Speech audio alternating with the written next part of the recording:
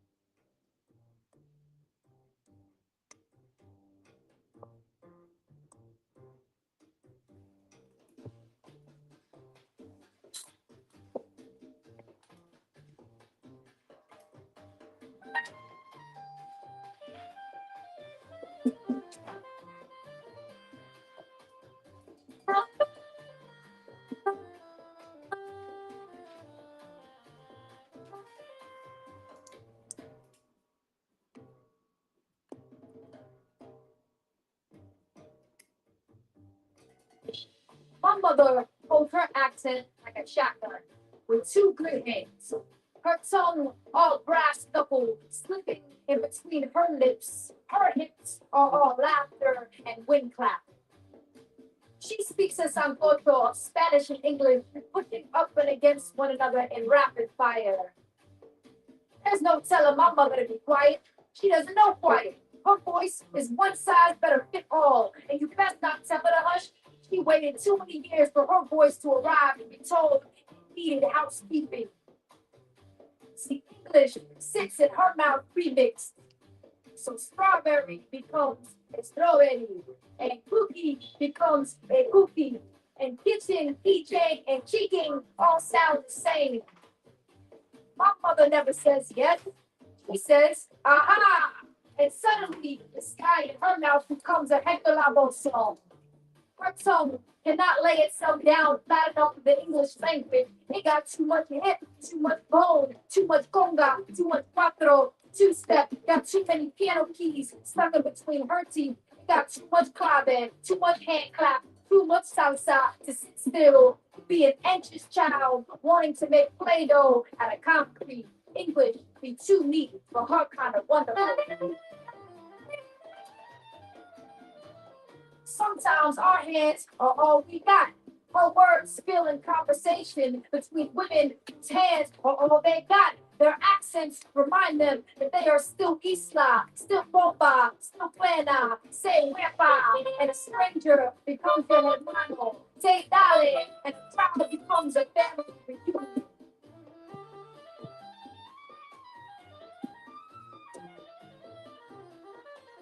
My mother's accent is a telegram from her mother, decorated with the bookies of El Campo. So even though her hips can barely stretch themselves around English, her tongue is a stubborn compass, always pointing her toward home.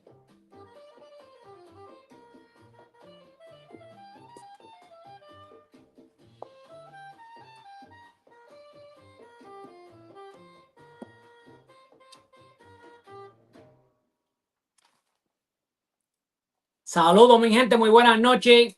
Esto es demasiado saoco. But today is a special night, and we're going to be doing a little bit of English, a little bit of Spanish, because today we are delighted and we are honored to have Mr. Mitch Frohman. We're going to have it here in a few moments. Pero esta noche, mi gente, estamos más que contentos. Es junio 24 del 2026. En Salsa, Cultura y algo más, a las 8 de la noche en toda el área este de los Estados Unidos, Puerto Rico, en algunas áreas de Colombia. Nos están viendo en Perú, Venezuela, México, Panamá y todo el Caribe. Así que gracias siempre por su sintonía. Como ustedes saben, siempre este programa viene traído a ustedes por Taínas Cigars, ¿ok? Taína Mobile Cigar Bars, con sus habanos, con sus cigarros, con sus cigars, con sus puros, como ustedes deseen llamarle, artesanales y todos hechos en Puerto Rico y o parte del Caribe. Así que búsquenlos en sus páginas, síganlos, porque además de eso tienen Café Tierra Mía, producido en Arecibo, Puerto Rico. Ok, así que esa es nuestra gente que tras miércoles están con nosotros. Y eso que estaban escuchando ahí es nada más y nada menos que este señor nacido y criado en el Bronx. Él es Mitch Frohman, una persona con quien he podido conocer, relacionarme un poco, inclusive participó de mi más reciente tema, que es Mi Chiquita y Yo. Muy gentilmente participó en la flauta, en un solo de flauta fenomenal, en un arreglo del señor José Madera, y bueno, fue un sueño hecho realidad. Y vamos a estar hablando de eso y un poquito más. Antes de proseguir, ese saoco que escucharon ahí, Sex and the City, arreglo y creación del señor Mitch Frohman, que tenemos esta noche también. We're going to be talking about that as well, and we're going to be talking about all that Latin awesome stuff that he brings No es para menos, en el Bronx, una de las ciudades más grandes de Puerto Rico, de República Dominicana, de Cuba, nos hacemos uno solo, ¿verdad? De Nueva York, que es el melting pot del mundo. Y ustedes me perdonan, excuse me, que estamos hablando español e inglés para el beneficio de nuestro invitado esta noche, para el beneficio de nuestros amigos en Alemania, en Irlanda, en los Estados Unidos. Créanme, no estoy tirando países ni nombres a lo loco.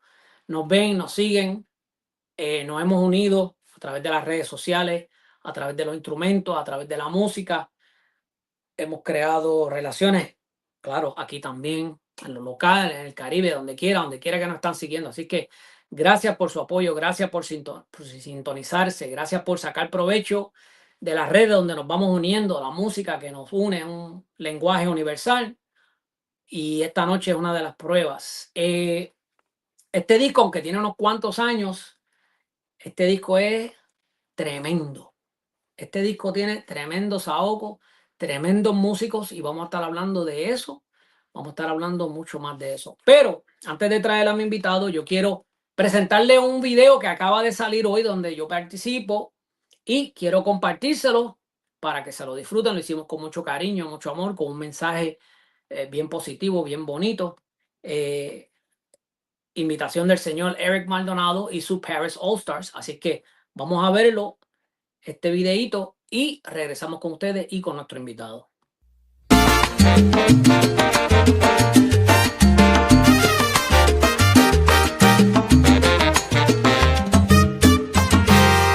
Necesito una sonrisa que despierte mi corazón.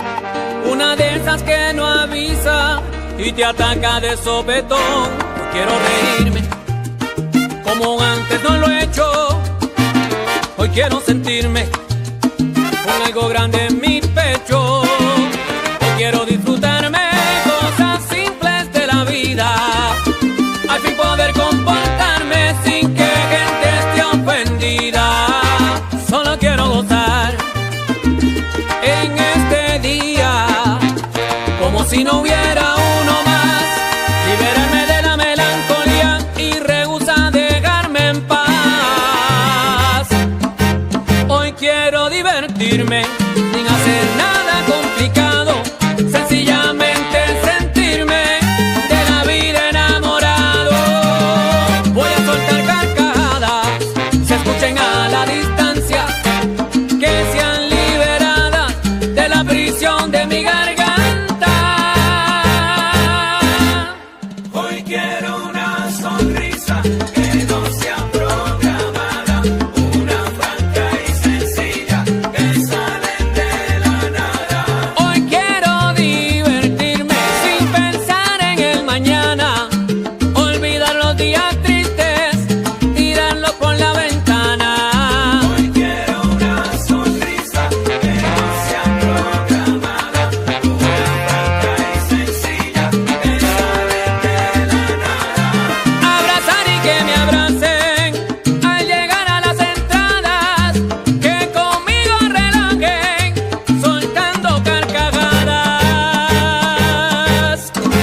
Hoy yo quiero reírme como nunca lo he hecho. Quiero sacar la angustia que me apriete el pecho. Hoy yo quiero reírme como nunca lo he hecho. Disfrutar del día sin salir Puente. Hoy yo quiero reírme como nunca lo he hecho. Pasar tiempo con amigos que he conocido en mi trecho. Hoy yo quiero reírme como nunca lo he hecho. De las cosas buenas que hice, sentirme satisfecho. Solo quiero divertirme. Para un pasar y a irme. Solo divertirme. Que mi alma lo confirme. Solo quiero divertirme. Todo el día reírme. Solo quiero divertirme. Buena persona sentirme. Solo quiero divertirme. Pasando un día increíble.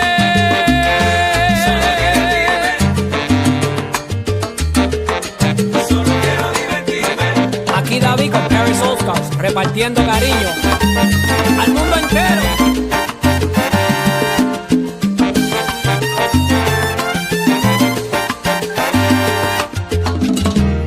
Hoy quiero disfrutar la vida con los que quiero y me quieren. Hoy quiero divertirme sin hacer nada complicado, sencillamente sentirme de la vida enamorado. Voy a soltar carcajadas, se escuchen a la distancia, que sean liberadas de la prisión de mi garganta.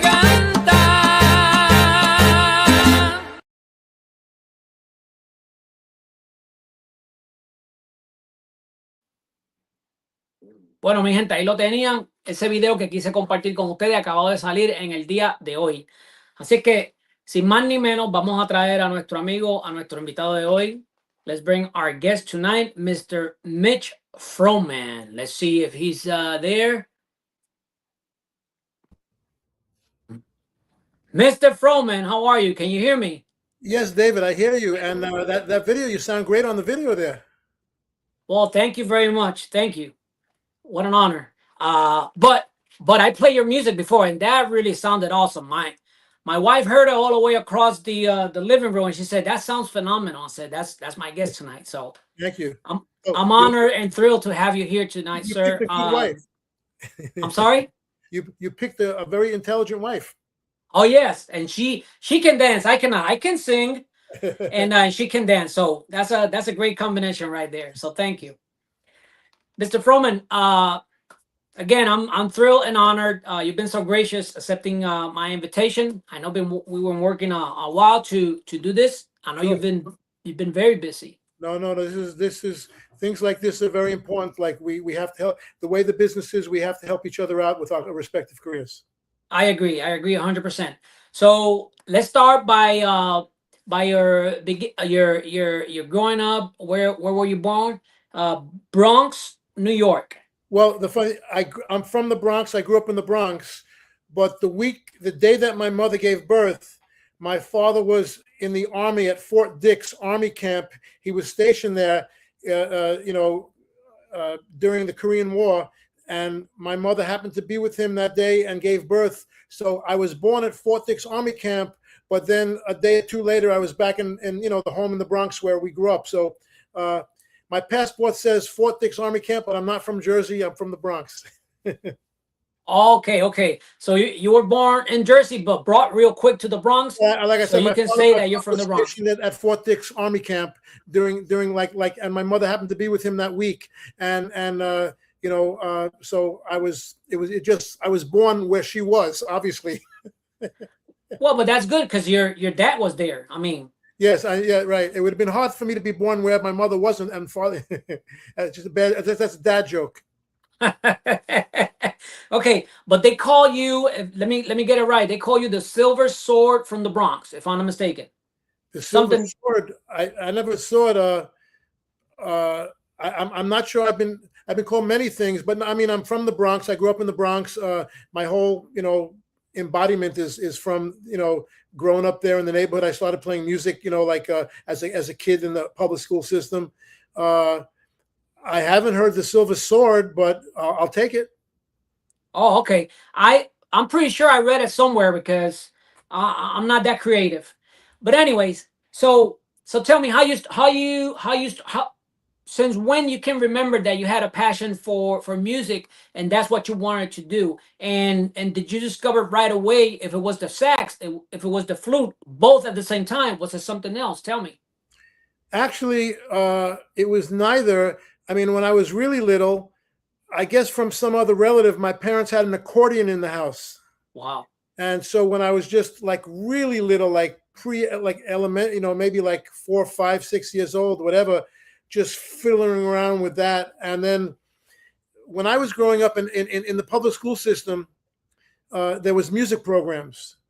And in elementary school, PS 105 in the Bronx, because I had some knowledge of the keyboard from the accordion, I think in the Christmas show or the holiday show, they needed somebody to play the xylophone, the glockenspiel for one of those like Christmas type songs. So I kind of was nominated for that one. Wow. So I was in some of the music classes there. And then when I got into junior high school, I don't remember if I picked it or it was given to me, but I was put in one of the classes where the band program was. I guess they give you like an ear training, like a test or something like that. And it was one of the electives that I liked. And Wow. I started with a saxophone in junior high school, but it wasn't at that point, maybe 12 years old. Yeah, 12, 13 years old. My passion was always sports. That growing up, playing baseball and football, basketball. In those days, like basketball, like baseball was the first sport in our in the neighborhood that you would play in the little league and stuff like that. And football was more popular than basketball. Obviously now it's basketball is usually the sport that kids start playing.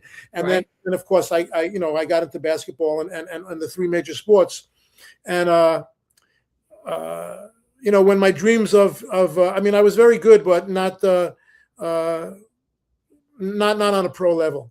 So then I said, well, what else do I like? And I kind of like, when I got into college, I kind of re-ingratiated myself into music. And Wow. my father got me a saxophone, and I started really practicing. And I was also playing like on the junior varsity baseball and basketball teams at my first college. And then I transferred to the University of Miami School of Music, which is a great school of music, especially for jazz. But it wasn't that known. It wasn't as known at the time when I first went there.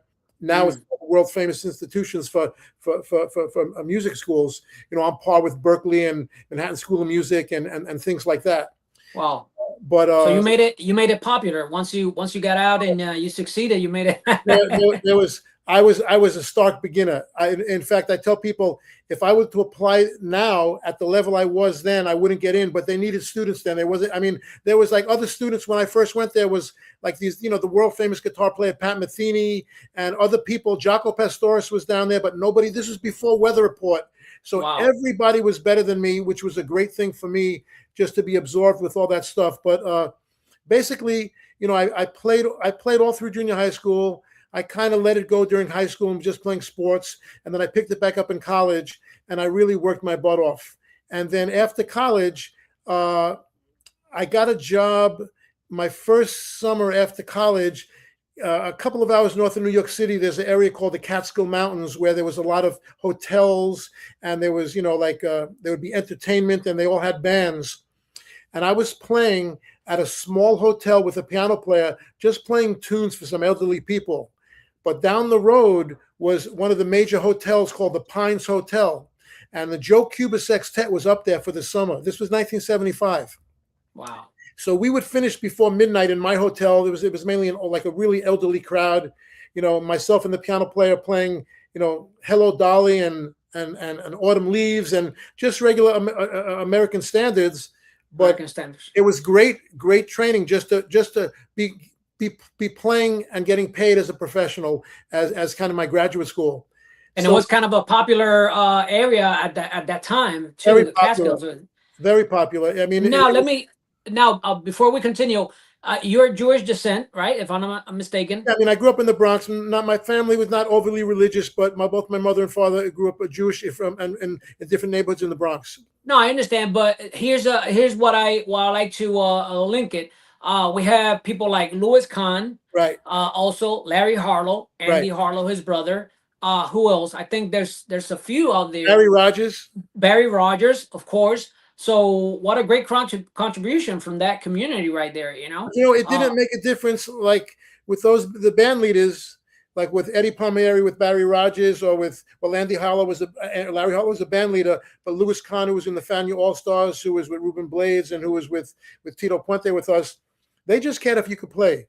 And there was so many great, like the rhythm sections in the bands were predominantly like Hispanic and the vocalists, but the horn sections were a diverse group of Latino, African American, yes. white jazz players. There was an amazing amount of jazz players that are really famous later on that played with Tito Puente, that played with Machito, that played with Eddie Palmieri, that played with Ray Barretto, because those musicians, the Tito Puentes and the Machitos and the Ray Barrettos and the Eddie Palmieris, they were it was Tito Puente, Dizzy Gillespie, Machito, Charlie Parker. You know, Ray Barretto played congas on so many jazz records. There was a mixing and a melding. I mean, when I was growing up, the term melting pot was a positive term. Right. Now I'm not so sure what I mean, but it's supposed to be just a mixing of the cultures. But to get back to the, I would go down to the Pines Hotel a couple of times a week. That first summer that I graduated, and Joe Cuba let me sit in with him. That was now I was a little familiar with Latin music. I mean, it wasn't in my household every day like it was for people like Jose Madero or Johnny Rodriguez, right? Like Oscar Hernandez, you know, like people who grew up in that culture. But it wasn't foreign to me. I mean, I was playing sports in different neighborhoods, and I had friends in public school, like from all different cultures. So you would hear things in the coming out of the windows and out of the cars. So Joe Cuba was the first that let me sit in with him in like an authentic Latin band, as opposed to like an American Latin, you know, wedding or club date that I might play. How did that feel? Tell me how was the experience? It was wonderful, but it didn't feel different for me. I mean, it wasn't like, you know, I grew up in Butte, Montana. It was not to be humble, but it didn't feel, I understand, like unnatural, as opposed to playing in a rock band or a straight ahead jazz band or this. I mean, it was just another form of music that I was a little familiar with and getting more familiar, but playing, playing an Oye Como Va like Cha-Cha. I mean, that's not Joe Cuba's song, but playing something like that, as opposed to hearing it from Santana, which was also amazing, but it was a different thing playing the real thing.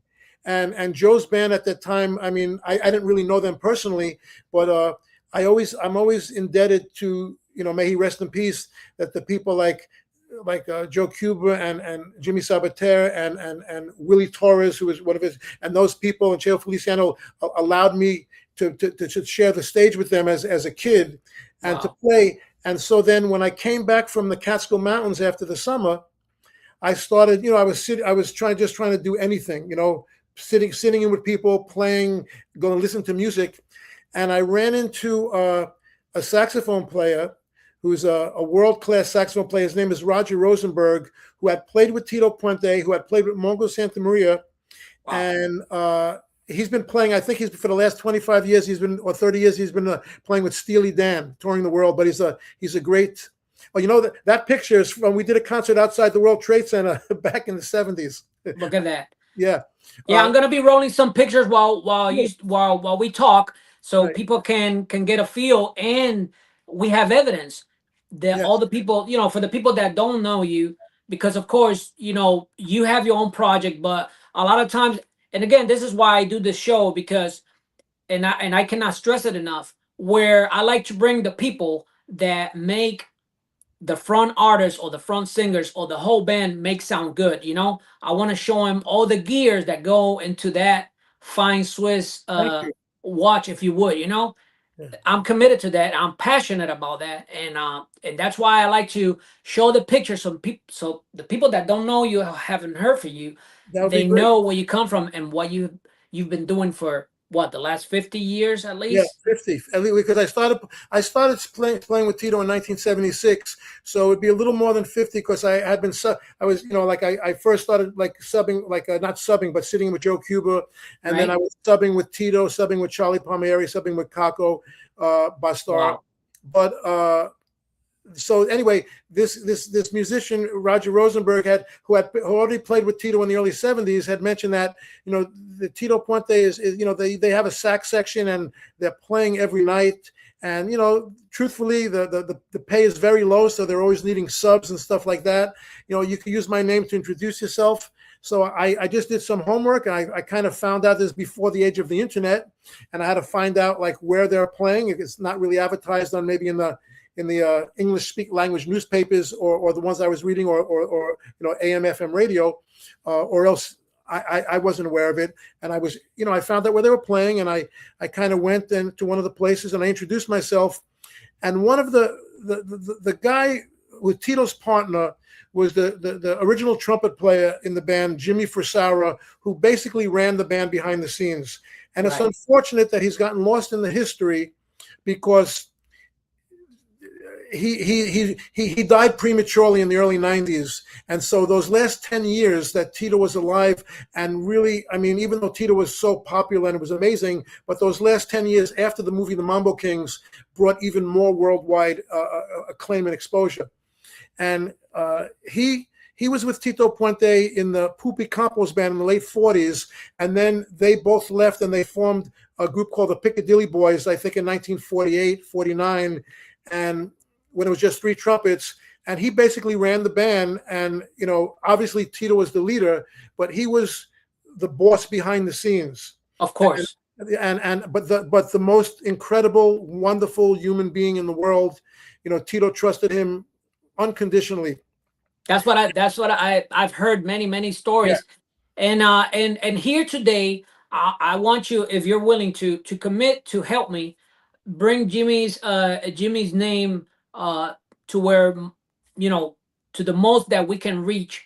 And, after we do the show, right, we can, I'm happy to share. There's still enough people out there that can give us information that we can bring and talk about Jimmy Frisada in this show. You know what I'm saying? You've done a show with Jose Madera yet already? No, not yet. Okay, he was there even before me, so he would have some more amazing stories. But getting back to Jimmy, so I introduced myself, and he said, well, we're playing, okay, back then, Tito was playing almost every night. There'd be like a restaurant or a hotel or a club in Queens. And that's where Ray Vega, my great trumpet player and one of my partners with Tito, with Mongo, and my band, the Bronx Horns. I forget where, that's somewhere in the world.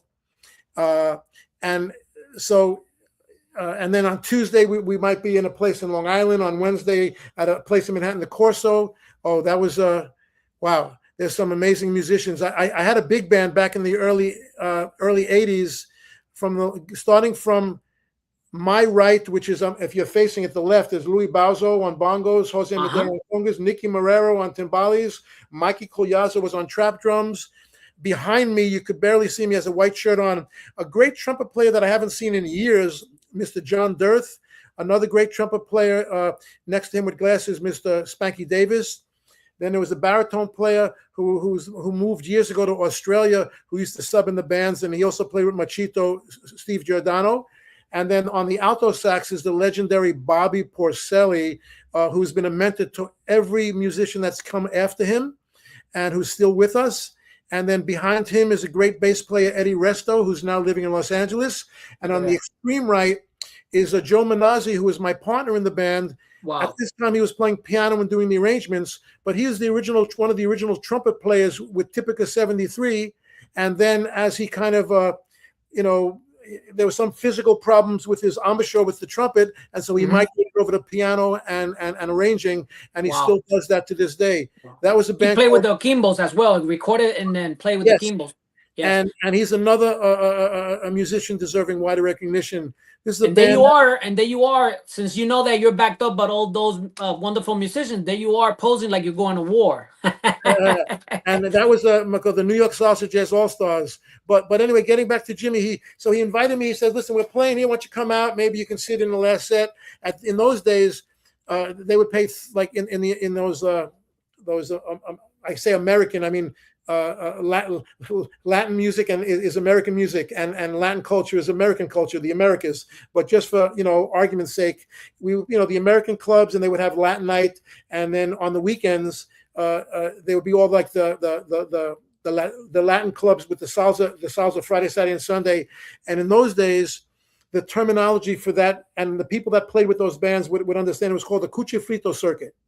Maybe today it might have a different connotation, but that's what it was known. Just like in the 40s and 50s and 60s, if you were playing with one of those like African-American organ trios through the South at the jazz clubs and the bars, it was called the Chitlin circuit. That was the terminology. So we would play like the quote unquote the American discos and clubs in the late 70s, early 80s.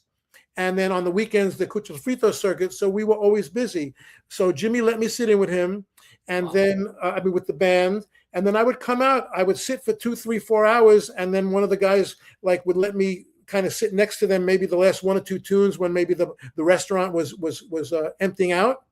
And then after a few months of doing that and starting to learn the routines, I guess when the other first 10 or 20 subs were not available, they called me to sub in the band. And I was like, I'm 22 years old, and it was, amazing. I'll take it. Yeah. And so that's kind of so. And then I basically became like the regular sub, and I was playing almost as much as the regular guys, because if they're working 6, 7, 8, 9, 10 gigs a week, I was kind of like doing half of them on either alto or tenor. And then after a little while, they asked me to join the band when one of them left, and then one thing led to another with all the connections. But in fact, after a while, I would have to remind people, that I can play quote unquote, American music too, because you get stereotyped when people see you just playing one thing. Right. And which a lot of Latin musicians that are amazing musicians sometimes gets pigeonholed in, that they can't do Broadway, or they can't play in a Motown, or they can't play in a jazz band. But, if you're a good musician, and which there are so many in our field, and now it's obviously it's more understood, Wow. So let me ask you a few questions, and we'll break it down. So you started with Tito and then with Mongo, or was it? Yes. Okay. So I was subbing with Tito in 1976, Tito, Charlie Palmieri, and Kako. Wow. And then Tito was the first band that gave me an opportunity to join the band Steady. So I was Steady with Tito. And then like 12 years later, in 1988, I was asked to join Mongo Santamaria's band. So I was there. So Tito was my first steady major opportunity. I mean, I also subbed many times with Machito and all the other bands, including great merengue bands and cumbia bands and the whole thing. But Tito came in my career. Tito, I was with Tito for 25 years. And then during 4 of those years, I also was with Mongo in the late 80s to early 90s, which was a whole nother amazing experience, especially with the Afro-Cuban 6/8 type of rhythms, which the way Mongo played that, of course, was just different. So if correct me if I'm wrong, but when Mongo was very, very Cuban, very Afro-Cuban, and with the big bands with Puente and Machito, it was more the marriage of Cuban and American music, if you will. Well, I mean, no, Mongo was playing the marriage too, because Mongo was playing what we call now Latin jazz. I mean, it was just the way you have Mongo, but it had to be more aggressive. From what I've seen and heard, being a smaller band. I mean, don't get me wrong. Of course, Tito, el rey del timbal. But being a smaller band with Mongo Santamaría, I don't know. Maybe you have more. Mongo was playing the Latin jazz ensemble before Tito started his Latin jazz ensemble. Tito. It wasn't until like the early '80s that Tito started through, I think, through Martin Cohn's company that sponsored it. To expand to Japan and Europe and all that, and kind of like broke down and started to do his Latin jazz ensemble. Not that Tito, I mean, Mongo played with Tito's band in the 50s, but I think Mongo broke off and his small Afro-Cuban Latin jazz band predated Tito's Latin jazz ensemble. That's fantastic. So being with Mongo, what other percussionists you were able to play with? Pablito Rosario, maybe? Pablito was before me. When I joined the band, the timbali player / trap drummer, because you had to play both, was a wonderful musician that we lost too early, Johnny Almendra. Oh wow, Johnny! Yes, Johnny was there, and a real like a historian, and also, I mean, I've heard from other people that were percussionists. Oh, that's the last picture that Tito and Mongo were ever together. That was, I think, in the late '90s at the Marciac Jazz Festival, and I was there with the Tito's Latin Jazz Ensemble. And Mongo was a special guest with us, and I think he was there by himself. And I kind of they just happened to be in front of the hotel we were staying, and I kind of what a wonderful picture, for history. I begged them to take a picture with me.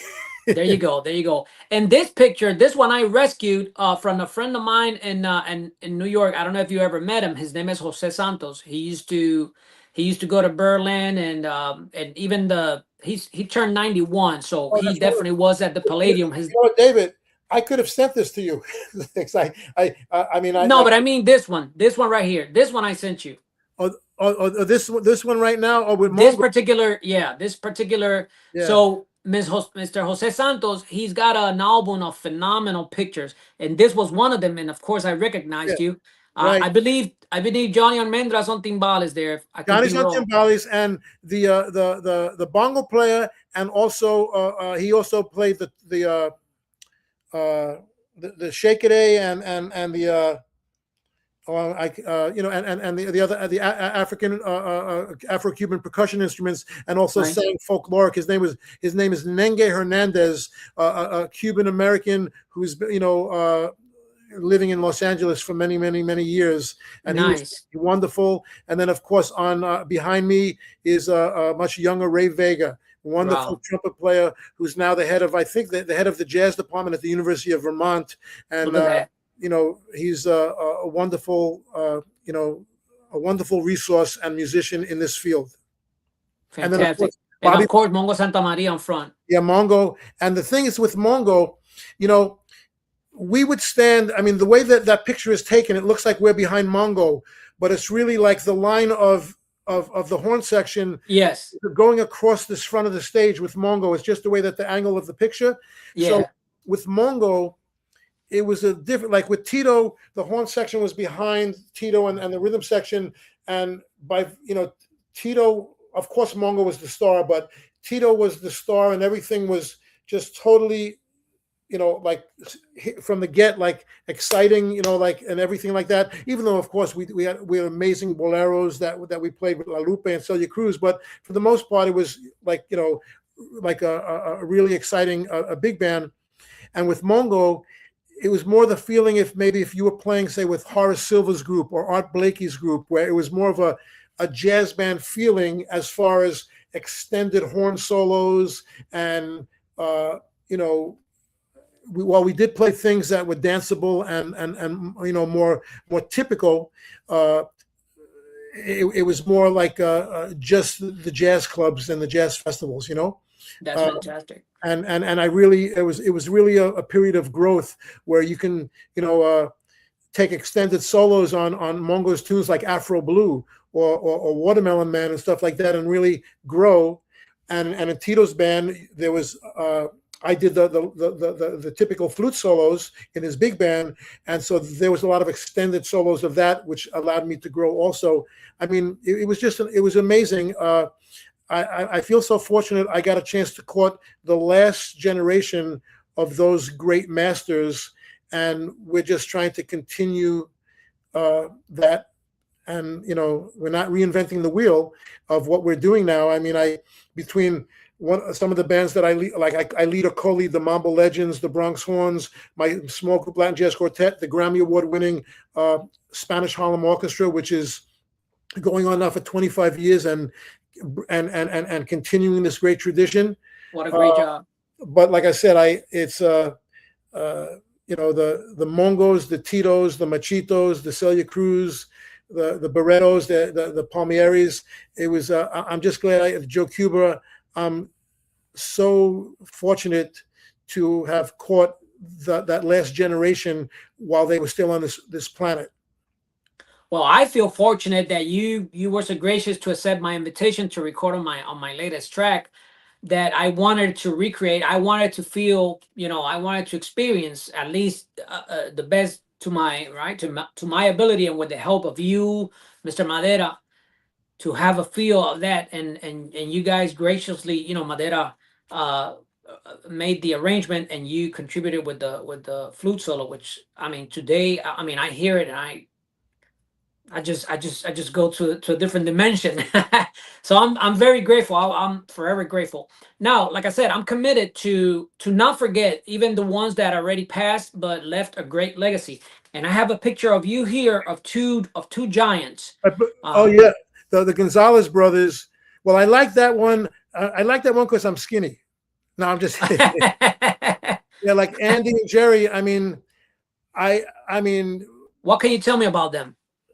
well, like I said, I knew. I mean, I knew both of them, but I mean, I spent more time talking with Andy than Jerry. I didn't know Jerry as well personally, but I mean, they were really with, and besides like all the bands they played with, and the Conjunto Libre, Menio Kendo Conjunto Libre, but their band Fort Apache, I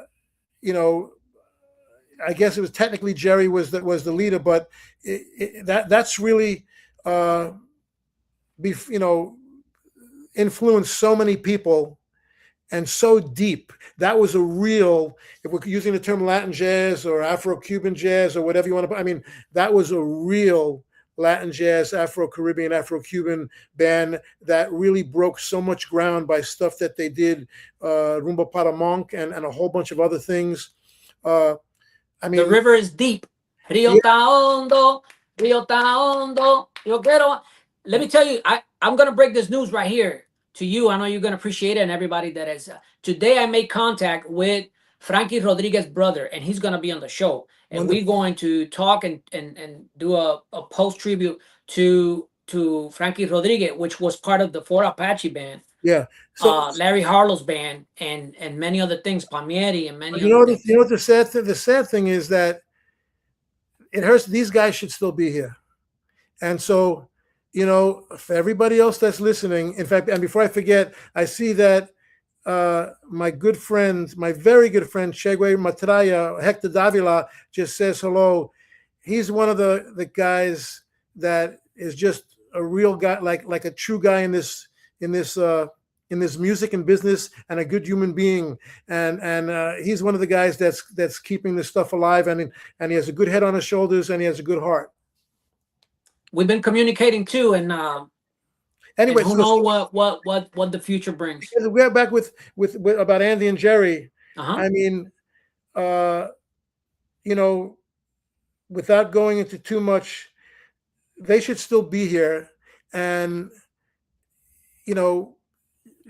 people just need to take care of themselves health-wise. Yes, that's all I could say, because they were wonderful human beings and scholarly musicians in both American, Latin, folkloric, I mean, in all genres. And there's too many people that we've lost prematurely. And so I just hope that people just it's I think people are taking care better now. And probably you can attest to this, but it was different times. It was a little bit wild. Again, without getting into details or anything like that. But now that they're gone, all we can do is never forget them, play their music, remember them as much as we can, talk about them, try to emulate. But they were good listen people. Listen to their music. Yeah, Andy used to call me. We used to call each other and tell us the latest joke that we heard on the previous gig. I mean, it was like, there was, they weren't like, it's not like they were hanging out in the streets and doing this and doing that. I mean, they were working all the time, but you gotta go to the doctor and get a checkup more than once every 10 years. Yeah, of course. But anyway, that being said, like, they influence so many people, and they're really giants. They might not have the name recognition that the Titos and the Mongos and everything, but they're on that mountain of influence of that Afro-Caribbean Latin jazz.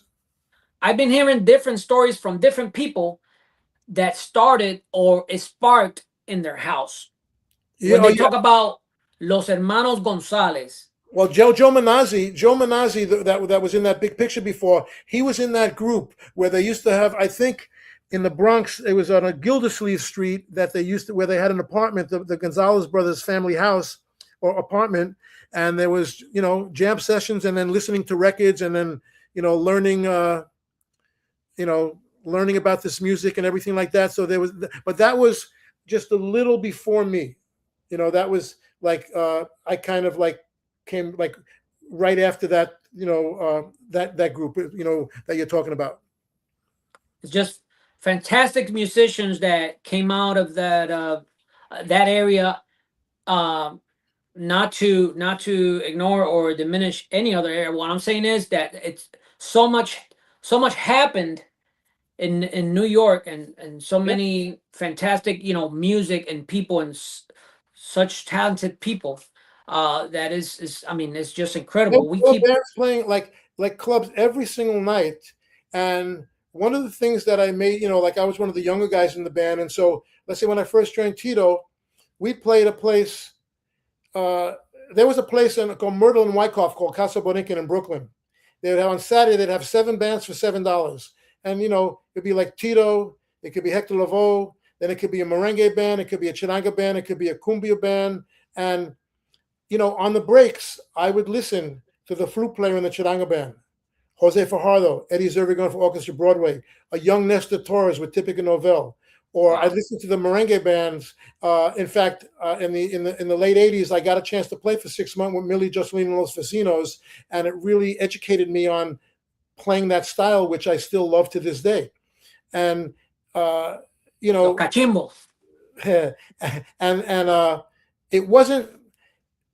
I like it wasn't like when I feel like I felt like in the '90s things got a little balkanized, meaning, okay, well, tonight's salsa night, or tonight's merengue night, or tonight's disco night. When we started, there were the first merengue I ever played was in Tito's band. The first paso doble I ever played was in Tito's band. I mean, I'm not even going to talk about mambo and cha-cha and bolero. That's a given. The first tango I ever played was in Tito's band, because we played in places where you had to play for everybody.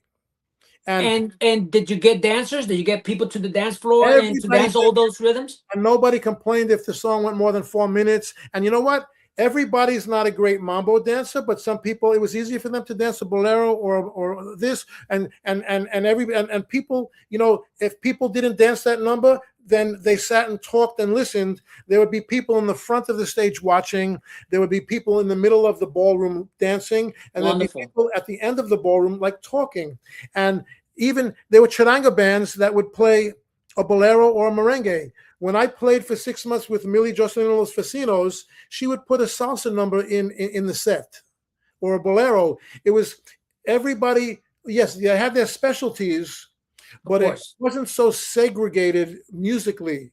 And that, I think, is something that it would be nice if we can get back to, where it's good music or not good music, as opposed to this or this.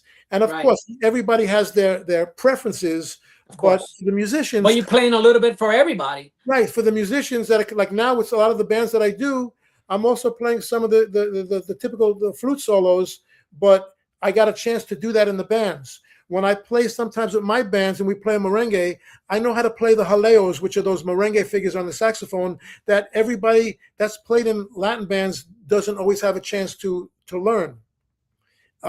And that's one of the things that was really good about that last era of the 70s, 80s, and then like more and where there was more. It was more inclusive, right? And it would be that's I think that helped the musicians, especially the percussionists, also that you could have the most chops in the world and play the most incredible rumba on the congas, but then you also have to know how to play a cha-cha or back up on a tango or a paso doble, because Latin American music is, it's not like you're saying we're playing American music. Are we playing Bob Dylan, or are we playing Metallica?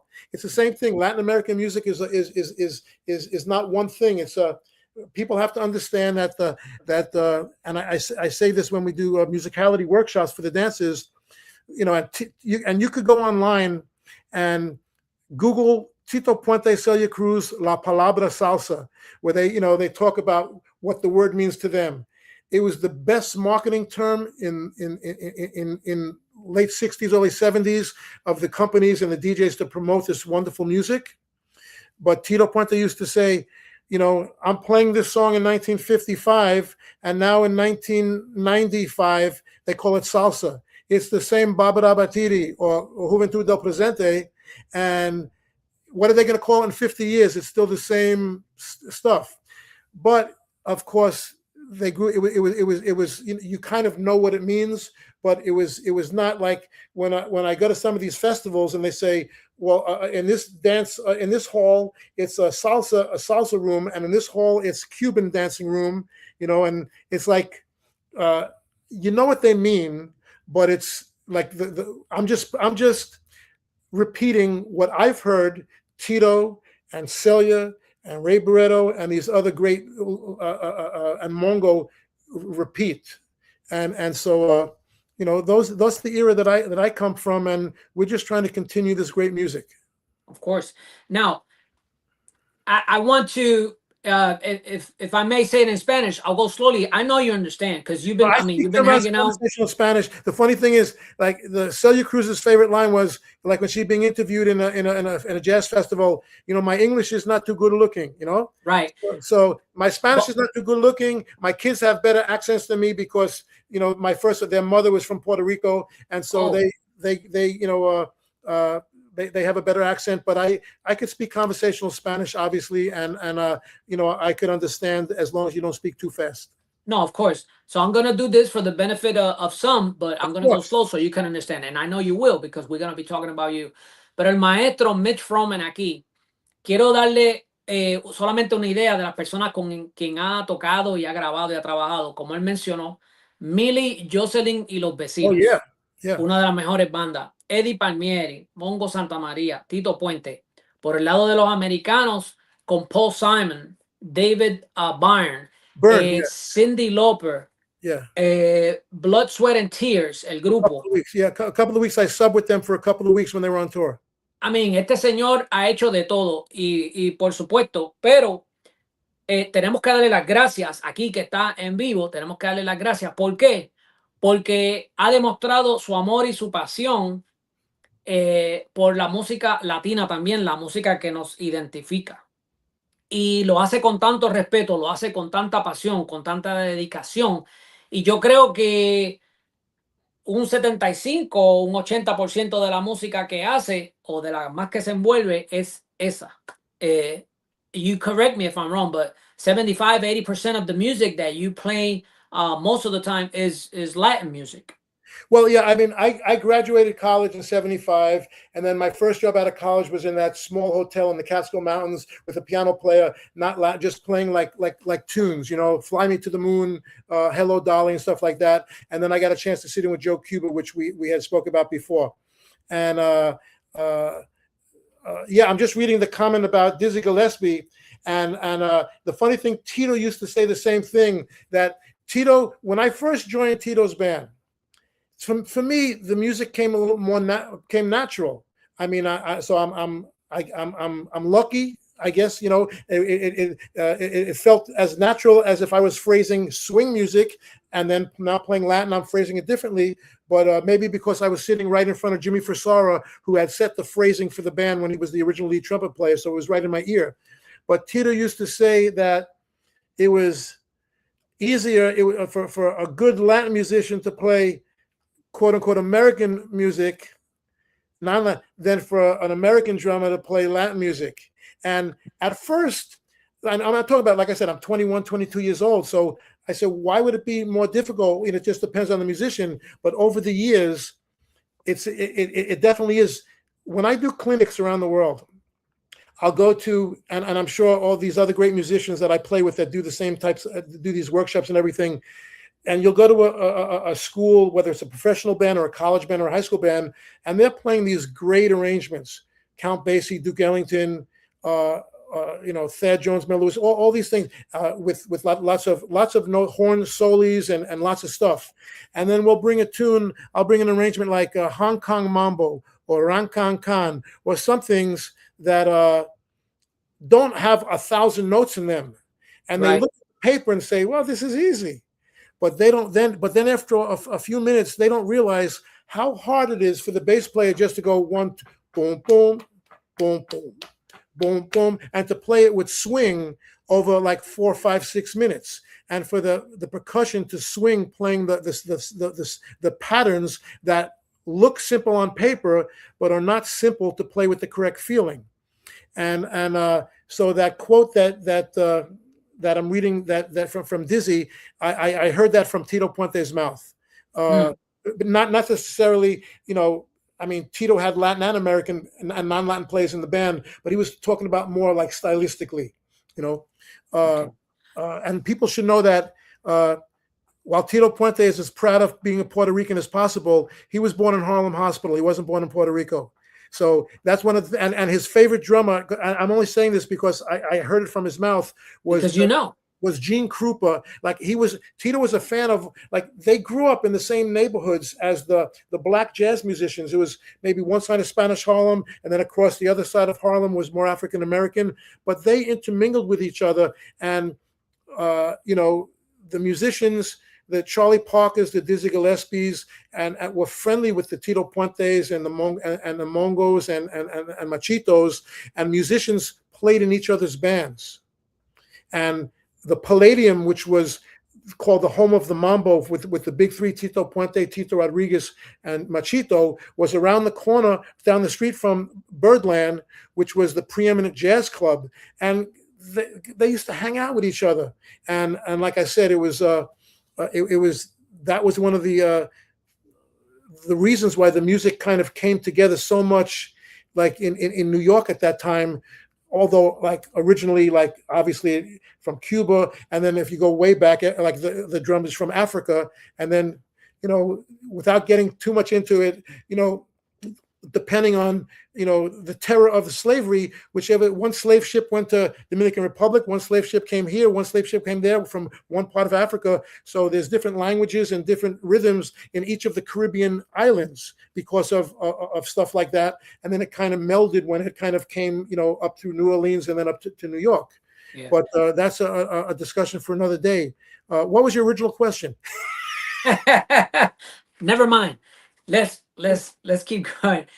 No, it's all very interesting, and it all makes sense, and it all blends together, because, I mean, like you were mentioning, they like to call this and about Tito Puente being born, yes, in Harlem, and being you know why I know that for a fact, David? Because we were doing a concert for like in Harlem Hospital. It was some gala event that was in Harlem Hospital, and when Tito Puente got on the mic, he said, "I was born here." But you ought to know by now that all you gotta have is one drop of Puerto Rican blood, and I don't care if you were born in Indochina. Right. That person's gonna say, "I'm Puerto Rican." Right. No, of course. Because when I talked to a lot of people over the years, they assume that he was born in Puerto Rico, and which is probably a great assumption. But he was born in New York, and he's from the barrio, and we were basically talking about how the musicians, the jazz musicians that grew up uptown in Harlem, and some of the other musicians that grew up in the barrio, they were basically they were neighbors, and that was my point, that they kind of grew up, the jazz musicians grew up loving that music, and the Latin musicians grew up loving the other side of the music, and so they were equally. Tito was equally as familiar with Count Basie and Duke Ellington as those guys were familiar with Machito and Tito Puente and Tito Rodriguez. Yes, I heard from a very good source that you could go to Machito's house any day and you could find Duke Ellington or Count Basie eating sancocho or paella at Machito's house. Of course. And I heard, like I said, from a good source, and that's pretty incredible. And that was normal, David. That was if you're friends, something. I was born Jewish from the Bronx. I'm assuming you were born in PR. I was born in New York, Brooklyn. In New York, okay. So raised in Puerto Rico. A New York Rican raised in Puerto Rico. If you come to my house, you'll eat what I have here. If I go to your house, I'll eat what you have there. It's just normal life. It's nothing that should be surprising. At least back then. I mean, you hang out with your friends. Exactly, but remember, we idolize these people, and we cannot think of that. To us, that doesn't, unless somebody tells you, somebody reliable will tell you, yeah, this happened like this and that happened like that. I was like, wow, so that's just phenomenal. Okay, so let's talk a little bit about Spanish Harlem Orchestra. Yes. Have you been with them from day one, since day one, or did you come along later on? Before day one. No, yeah. Oscar Hernandez, who's the amazing the leader of the Spanish Harlem Orchestra. We're good buddies. He used to play in the bands that I ran before that, and then he asked me to do this recording that was going to be a future project that the band didn't even have a name. Wow. About 26 years ago, and so I'm one of the original member there. Yeah, that's actually a picture. Okay, we're talking about the status of Latin music today. That's a picture at Lincoln Center before a gig we did a few months ago with the New York Philharmonic and the world famous conductor from Venezuela, Gustavo. Man, I forgot his last name. Yeah, I saw a few videos of that. It was phenomenal. It was fantastic. It was amazing. And we used to, in the last maybe 10 years with Tito, we were playing with symphony orchestras. In fact, the last concert that we ever did before Tito passed away was with the Symphony of Puerto Rico in Bellas Artes. But we did a concert. We did 4 nights with the New York Philharmonic of Latin American music and of Latin American classical music, and then a set of Latin American music that was orchestrated of Spanish Harlem music. Wow. And it was out of this world. It was 3 nights at Lincoln Center and 1 night at the United Palace up in Washington Heights, an old historic theater with amazing acoustics. And that's a picture of the current band, all world-class musicians. Phenomenal. Oh yeah, I dare to say that you guys have an all-star right there. I mean, I saw a few videos that Orestes, if I'm not mistaken, that's his name, Orestes, the Orestes Abrantes, our longtime bongo player. Yes. Jorge Gonzalez, who was for so many years with Ray Barretto and so many other bands. He passed away. Yeah, right there. We were very close. There you are with him. We both kind of started around the same time. He's somebody that died too soon, but he was not. He never did drugs. He didn't drink. He was a clean liver. Yeah. There must have been, like I said, just some health genetic thing or something like that. But he passed away a couple of years ago, unexpectedly, because like I said, not like we were talking about some of the other musicians that passed away prematurely because they didn't take care of themselves. Jorge was as clean a liver as you can get. And so this was just an unfortunate thing. Oh, that's the irony. Some people don't take care of themselves. They live forever. Right. And then people that take care of themselves, I mean, you never know. I mean, but you got to play the odds. I mean, there are 100 years old that smoke cigarettes, but you still recommend not to smoke cigarettes to try not to get lung cancer. So you got to play the odds. But anyway, so then he passed away, and then the Oreste Abrantes, who used to be a student of George Delgado, our conga player, was recommended for the gig, and he's a wonderful musician, a wonderful young man, and he's been out with us for a couple of years now, doing a great job. And that's fantastic. And so he's carrying this tradition forward. Oh yeah. See, this one I got in honor of Jorge Gonzalez, because he made a video promoting this bongo. This is a replica of a 1964, the first bongo. Wow. Of this brand. So he was in the video. So to me, a little tribute. Get this bongo. I mean, it's a great bongo. But I never met him in person. But I've heard many. You're not going to find anybody to say the sweetest guy in the world, a real sweetheart. Like I'm not just saying that because he's passed, but I heard it from different people. I've heard it from different people. We were friendly before. We played together in Spanish Harlem because we knew each other from the scene. But we didn't, we never really spent that much time together. And then over the years with Spanish Harlem, we kind of got closer. He would give me like for the years I didn't have a car and I'd meet him. He'd give me rides, or he'd. The funny thing is he liked air conditioning, so sometimes like we would sit closer to where like on the bus where it was cooler than in the back of the bus, or things like that. And then we had a similar sense of humor, and he was just a really, really good guy and a great. I heard that, and I've seen many videos playing with, Rubén Blades, Eddie Montalvo, Irizarry, rest in peace as well. Palmieri, Pacheco. David, you just said Rubén Blades, right? Yeah. Okay, so I'll tell you why. In Spanish, the pronunciation is Blades, and we confirmed it a few months ago when Ruben was a guest with us with the New York Philharmonic and with the Spanish Harlem Orchestra. So your name is your name. Your name is Atanasio, right? Correct. If your parents and your grandparents and your grandparents pronounced your family's name as Atanasio, that's what your name is. Whatever you know. So Ruben's name, their family name is Blades. That's how their parents we asked him that because I had heard that from somebody else, and then we had a little conversation like during a break in a run through, like a sound check or something like that. And myself and Oscar Hernandez, we spoke to him, and Oscar knows Ruben very close because he was his music director for many years. Of course. And I forget everything he said, but he wasn't able to find out as much about his genealogy as he would have liked, because I think some of his older grandparents passed away before he was able to ask certain questions.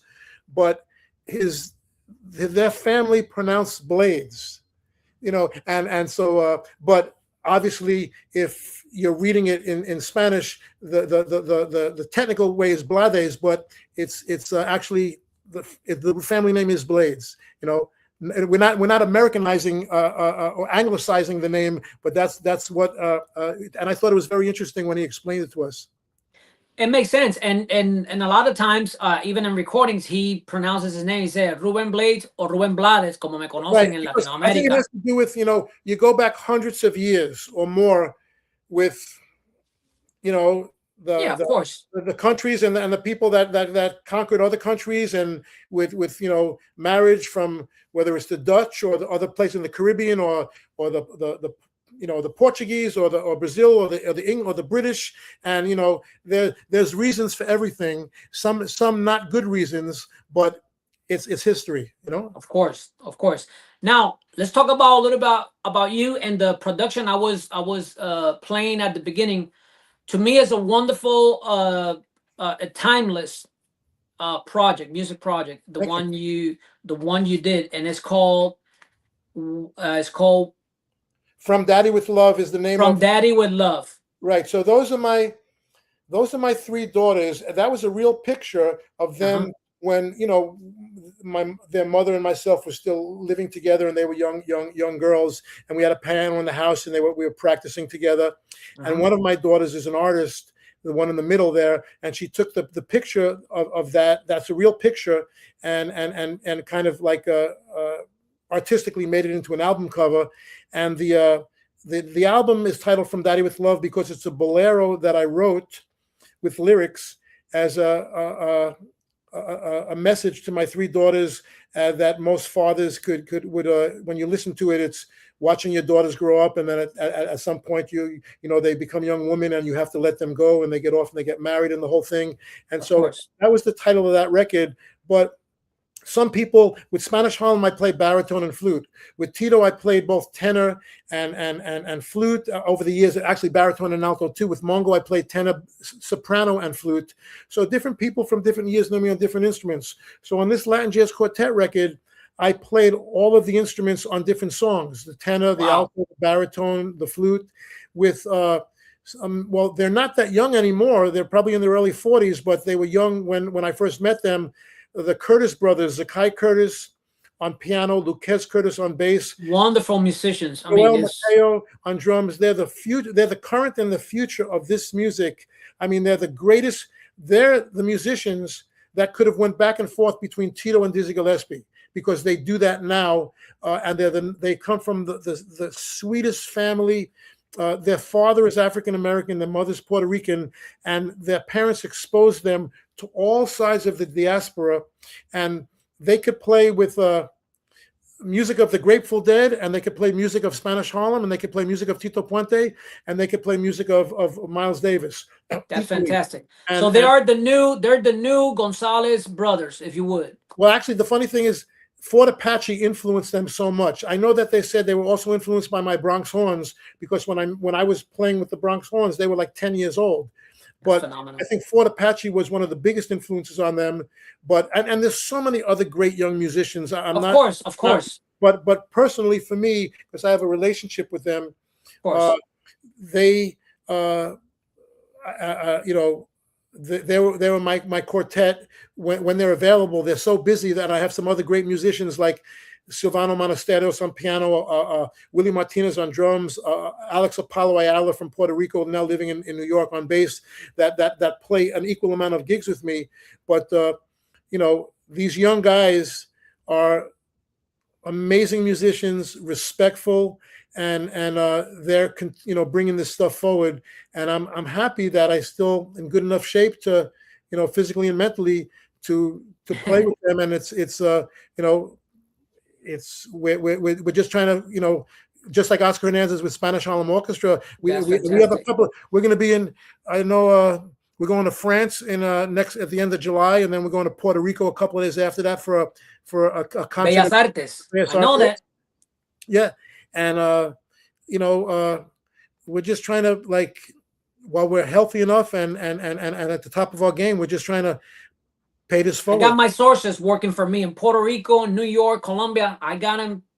You know, all the information is running. Just called me up. I would have been happy to tell you. You're right. Well, I didn't want to bother you until today. But now tell me a little bit about Mambo Legends. To me, one of the great bands that is keeping that sound right. from that era alive.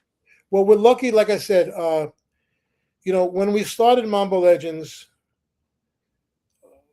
Tito Puente wanted his orchestra to continue.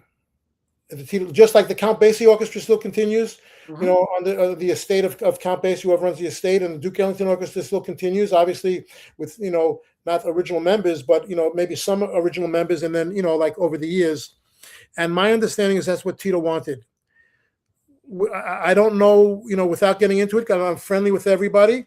But the band was about we were able to keep the band together for another year after he died, you know, and from 2000 to 2001, and then the family kind of stopped the band, and you know, so we're now like have the Mambo Legends Orchestra, and Jose Madera, who was one of the musical director with Tito's band the last many years, he's one of the last of the arrangers of that style of music writing. In fact, all the people that he learned from have passed away. So to me, he's the last living legend of the great arrangers of the Palladian era. Now, that's not to say that amazing arrangers like Oscar Hernandez could do an amazing, you know, Angel Fernandez, Ricky Gonzalez. I'm leaving so many other people out. But Jose was one of the real guys that, for Tito Puente and Machito, Tito Rodriguez, it sounds as if Tito wrote it. Or if the arrangers for Machito, I mean, I could say arrangers at Ray Santos, Rene Hernandez, these were the Gil Lopez, the people that wrote for them. Joe's father was the original arranger for the Machito Orchestra and saxophone player going back to the 40s. So he's a living legend. And, you know, one of the other legends that was in our band, Johnny Rodriguez, that we lost prematurely a few years ago, who also played with Tito Rodriguez. I was blessed to meet him in New York and stretch his hand. Tito Rodriguez and Tito Puente Machito for over 40 years. And then our lead alto player, Bobby Porcelli, who's still alive, but he's not really playing. He's, you know, he has dementia, and you know, but he's still, you know, like he's still here, and but he's not really playing. And then a few other people that we lost along the way, like Louis Kahn, Sam Burtis, and then some other people like that moved out of New York for different reasons. So we have not as many of the original guys, but we have the original music that, and we have the people that have played next to the original guys that now are carrying it forward. Of course, you know, people that, you know, like say our lead alto player, his name is Andrew Gould, but he's studied Bobby Porcelli, and he's an amazing player, but he's studied these other people. Our trumpet players, our trombone players have studied the people that came before them, you know? Of course. So The wheels keep spinning. and if I could tell you, we recorded we have one record out under the Mambo Legends name. We recorded a few other records under a different organization called the Latin Giants, and which are great records, but it was a different organization, and so but because of business and financial reasons, the record hasn't been able to be released. The record should be released before the end of this year, because we have and it should be with in fact the Curtis brothers, their company Truth Revolution Records, should be releasing it, and we're in the process of making that happen. And there's so many guest stars on the record that, for the love of everything, agreed to be on it. The song that I wrote, From Daddy with Love, Danny Rivera recorded. We had a special big band arrangement by Ray Santos, and Danny Rivera lent his vocals in a Spanish translation of that. We have Gilberto Santa Rosa, we have Tito Nieves, we have Jose Alberto, we have Eddie Palmieri, we have Tony Vega, and then the regular singers in our band at the time was Marco Bermudez, Cita Rodriguez, and Frankie Vasquez, and they've all kind of moved on for different things. Let me translate that. This is big news. Mi gente, antes de que termine el año, viene un disco de los Mambo Legends, ¿ok? Dirigido por el señor José Madera, donde participan estos fantásticos músicos, incluyendo al señor Mitch Frohman. I believe Dandy recorded there as well. Yeah, the leaders of the band, like Johnny, Joe, myself, and so Joe and myself I've been running the band. Joe's like the musical director. I kind of run everything else, but yes, for Johnny was a big part of the recording.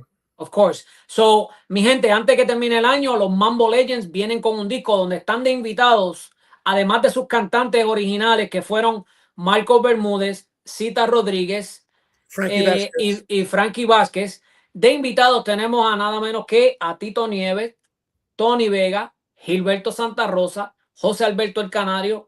¿Qué más se puede pedir? Ese disco va a ser una bomba.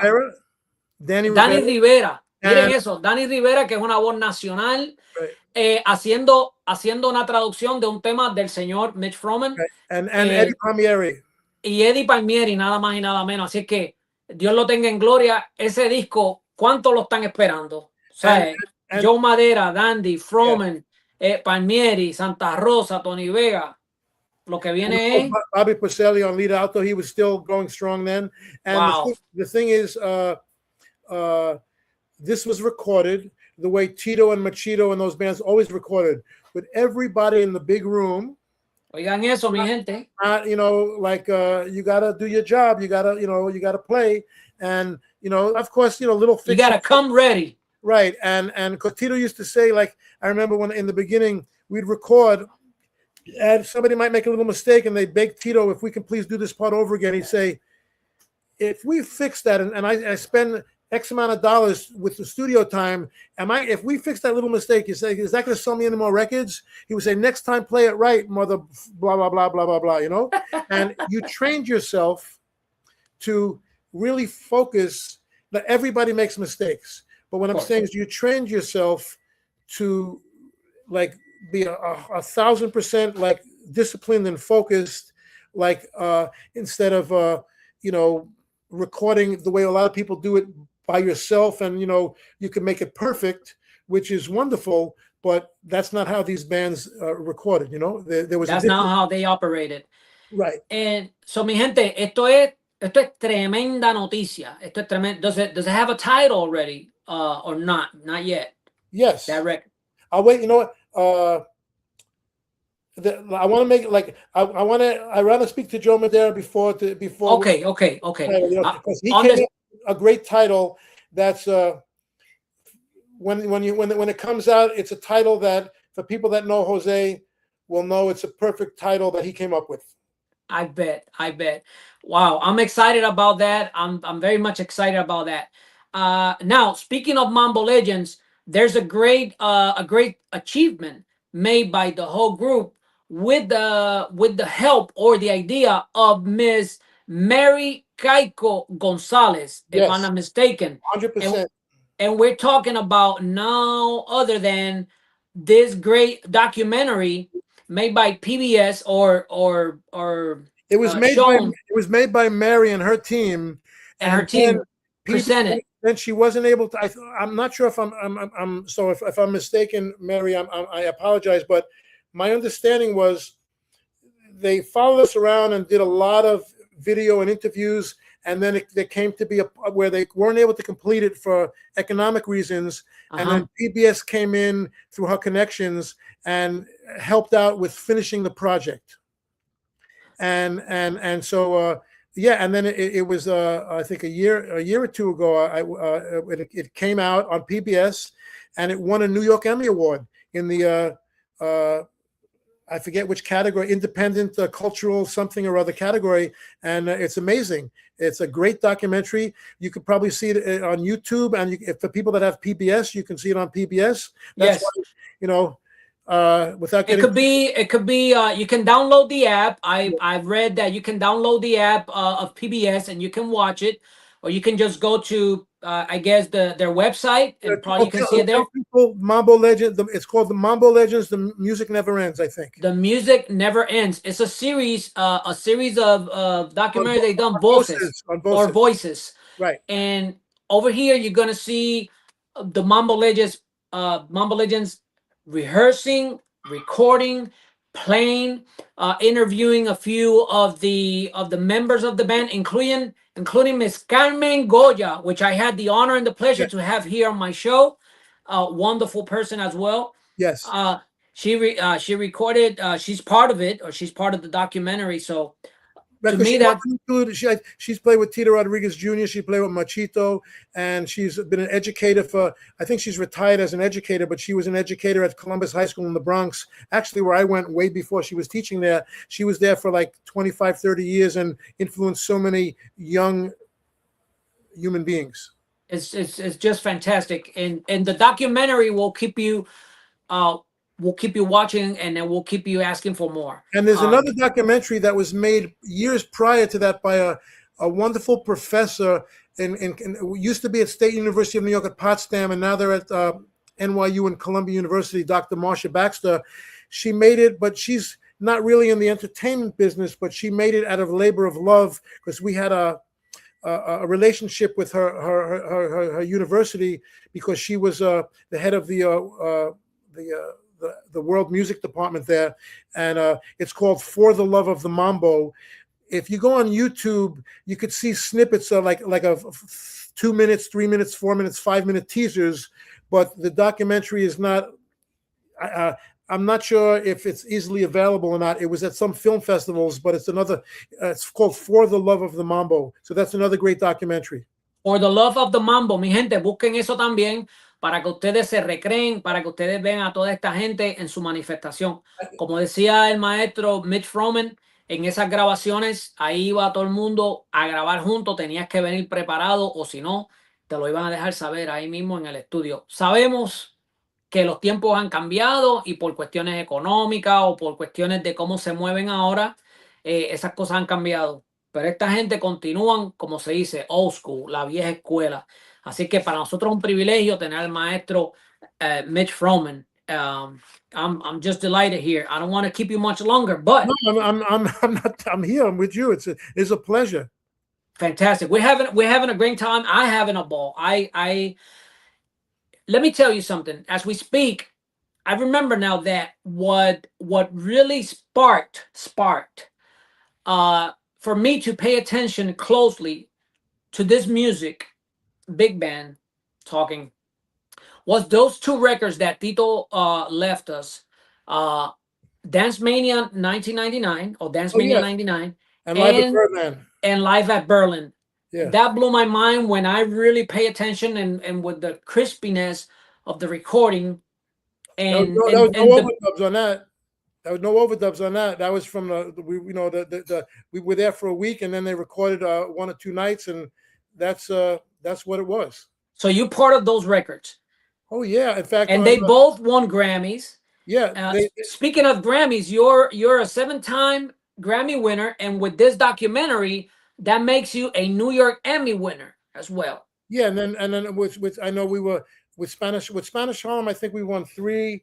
With Tito Puente, we've won 4, and then we were also nominated for a Billboard Award. The Mambo Legends first album was nominated for a Latin Grammy, so that was nice. Obviously we didn't win, but to be nominated is amazing. And but I guess that means you've been around for a long time, and it's very humbling. But like you see, the shirt that I have on right now, it just happened to be the next one in my drawer. Says Hua Hin in a jazz festival. That's in Thailand. I go over to Asia every year, and I mentor some bands, and we're trying to teach them this music. Then there's some musicians. There's great musicians all over the world, but sometimes like our music is really stylized, and so it's but they're hungry for this, and there's some bands that back me up, and I bring some arrangements that I've done of small groups with Tito's Ran Can Can or Oye Como Va or Hong Kong Mambo or even the Sex in the City that I did for on my record. And like I said, Tito would say at festivals, you might not understand our language, but I know you dig our Latin rhythms. And it's like all of his speeches are in my right ear, because he used to. The Timbales was here, and I'd be sitting right next to him. Wow, what a true blessing. And I told you before, sign me in. All I charge per night is a sandwich and a soda. That's all. That's all I charge. So sign me in. And first class airplane ticket. Yeah, it doesn't have to be first class. I could be all the way in the back. That's cool. That's all I charge. That'll definitely be happening. I just, like I said, it's not a steady band. It's a special event band. So I'm hoping that we were at, in fact, a couple of months ago, we were blessed to be invited to play at the Smithsonian in Washington D.C. I saw some videos. Phenomenal. Because they have in the Smithsonian, they opened up a new division called the Museum of the American Latino. And they had a new exhibit that was starting in April called Puro Salsa, the history of salsa in New York and everything. And so they invited us to play the pre-opening gala. And the really cool thing was, in the Mambo Legends, Jose Madera is the musical director, and his brother Jerry Madera, who's also the bass player with Spanish Harlem, is our bass player with Mambo Legends. And their father, Jose Pin Madera, like I said before, the original saxophone player and arranger for the Machito Orchestra. So in the museum exhibit, they had Jose and Jerry's father. They had his saxophone picture arrangements and pictures of stuff that the family donated. That was part of the museum exhibit. So look at that. It was amazing. Like they were so. Like I could tell, sometimes Joe is very like a low key, but it was so emotionally proud of seeing like the family legacy, and so yes. that was really cool. It's like I said, it's a big orchestra, so it's kind of it's not a low budget, so we are fortunate. Okay, half a sandwich and a small juice. Okay. Anyways, but speaking about the Maderas, their legacy is phenomenal, because not just Madera, not just Jerry, not just Joe Jr. or Jerry or Mr. Ping, rest in peace, but also Mr. Simón Madera in Puerto Rico, which was one of the pioneers of La Danza de Puerto Rico, and was a teacher. He was a music teacher in Puerto Rico. Was he related to the Jose Madera's family, or He is Jose Madera's granddad. So Simón, I got to call Madera. That's something he might have told me a long time ago, but I don't remember. So when I speak to him later or tomorrow, There are schools named after him. There are roads, avenues named after him. Cool. It's just that we have to dig. We got to go back. We have to go back in order to go even farther to the future. That's my philosophy. I don't know, but we cannot ignore what people did in the past. It's not that we're gonna be stuck, but of course they did something right. They did everything right. Isn't that true? Without getting into all the other garbage that's going on in the world, isn't that true in general? That failing to learn history, you're doomed to repeat, stuff like that type of thing. Exactly. That's true in any walk of life, and it seems that there's too many people that are not studying history because they're being susceptible to mistakes that were made by generations in the past. Exactly. So we need to learn. We need at least have because it's nothing but a learning process when you go back and you learn from these people. When I'm speaking of music, we're concentrating on music. It's just been phenomenal. Like I said, he was a pioneer when it comes to la danza de Puerto Rico. Right. And like I said, roads and schools and buildings are named after him, Mr. Simón Madera. That's his name. And he was Mr. Pink's dad and Jerry and Joe Jr. grandfather. So there you go. Now, on a lighter note and on a different note, we need to talk about your passion for sports and wrestling. When it comes to wrestling, tell me about that. Oh God! Guess who's on the mask? Mitch Mascaras. Mitch Mascaras. No, that's a joke. Okay, so just like growing up, like in the year when I was growing up, I think my two favorite my sports heroes in baseball was Mickey Mantle, and then because I grew up in the Bronx, and then like wrestling was on TV all the time, and my grandfather used to take me to the matches at Sunnyside Gardens and Madison Square Garden, and Bruno Sammartino in the early '60s was the champion, and like way before the days of Hulk Hogan and all the other stuff. So I always liked it, and then when I travel, right, the La Lucha del. So when I travel, I'm a pretty clean liver. I like to, work out and exercise in different areas. Like when I've been traveling to Thailand a bunch of many years, I spent some days. Bruno. In fact, I think that might be one of the only people I ever stood online to get an autograph and pay money for an autograph. Really? Yeah. I found out he was a few years back. He was making an appearance at the Little Italy, the festival of Little Italy, and down by Mulberry Street. And I ran down there with a couple of dollars in my pocket and a pen, and I bought a T-shirt that I stood online. And wow. I was like a little kid. I have a picture with him, But anyway, so like in Thailand, I do some I do Muay Thai training just not my dreams of professional fighting are way in the past, but just to try to stay healthy. And so when I was in Mexico many years ago, we were playing a concert in this place called La Maraca, where we're actually going to be playing again in a couple of months with Spanish Harlem. That's Mexico, right? Mexico City. Yeah. And so and on Spanish TV that you get, like on TV, you see some the Mexican lucha libre, and so there was an opening band for us called El Gran Apache y sus Gladiadores. Wow. And El Apache is a legendary Mexican wrestler. He was semi-retired at the time, but his wife was his ex-wife was Lady Apache. His daughters Mari and Fabi Apache, and I used to see them on TV. Wow. And he had a band. It was like a cumbia salsa band that was him, and all the horn section wore the luchador masks. And he had a couple of young female chorus singers, but they were really aspiring wrestlers. And they had a routine. They would be playing, and the band would vamp, and then there would be a plant in the audience that was an ex-wrestler that would come up and kind of try to flirt with the chorus singer, like disrespect them.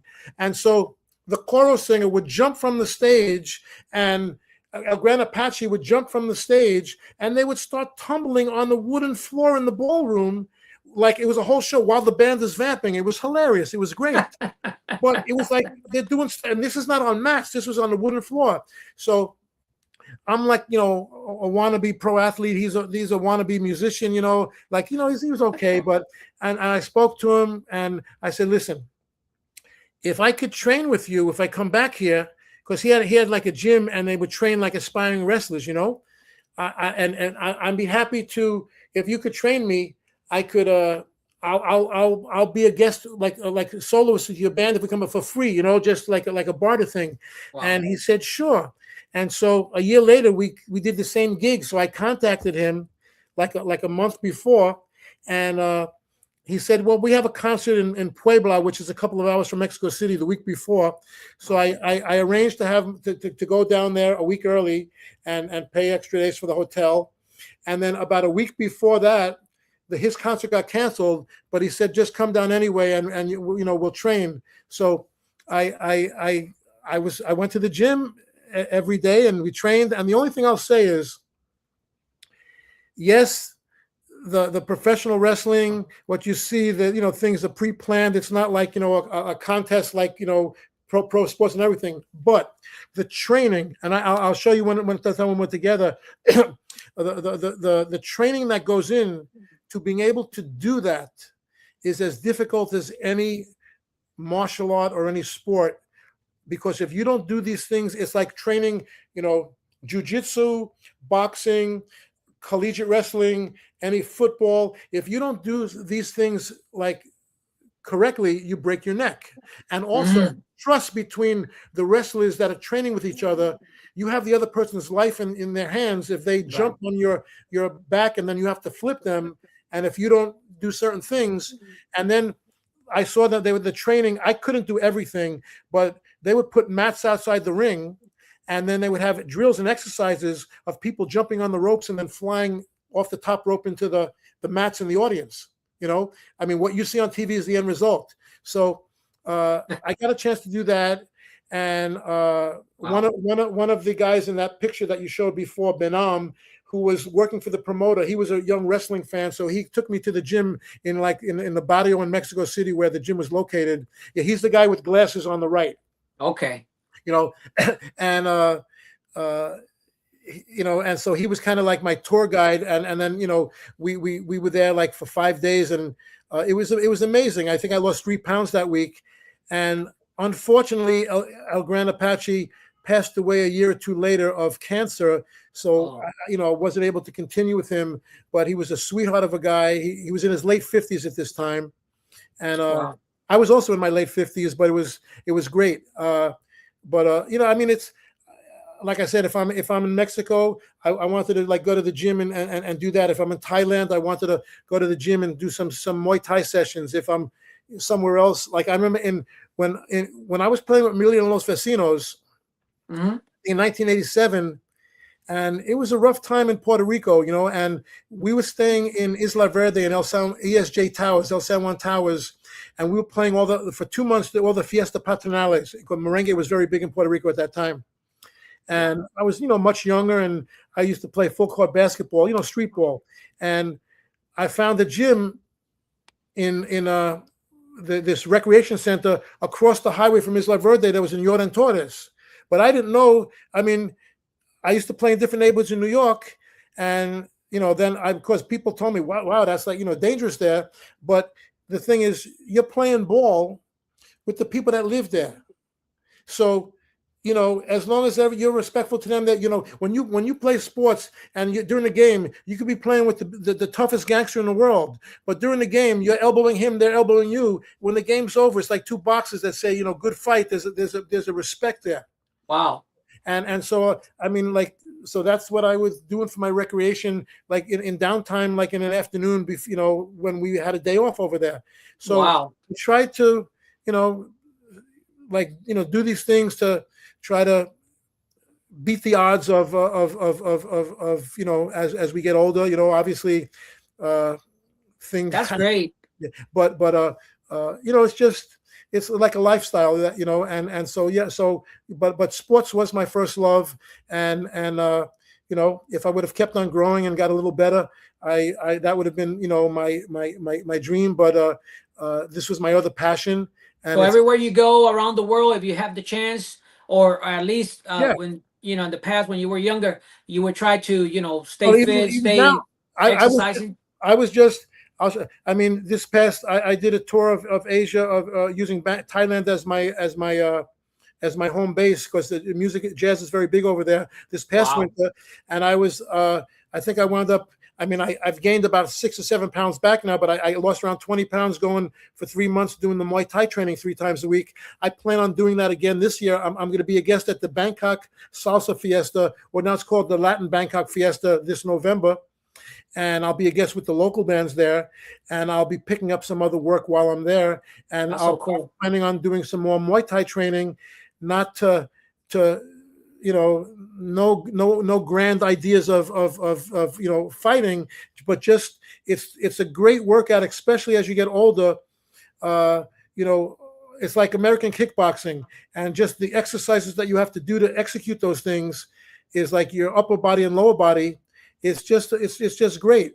I mean, I'll see little boys and girls that make louder sounds kicking the pads than me, because my patellas are shot from years of playing sports. But just having to do these things, it's wonderful. And then you come outside sweating like crazy in 90-degree weather, and there's a little old lady or a man with a push cart selling fresh papaya or watermelon on the streets of the gym in Bangkok. Wow. And it's a nice lifestyle. Our life playing, people think that oh, that's so amazing, you get to try this, but most of the time with the bands, I mean, with Tito and Mongo, we would be at places for weeks at a time, because it was a different era and they could sell out every night.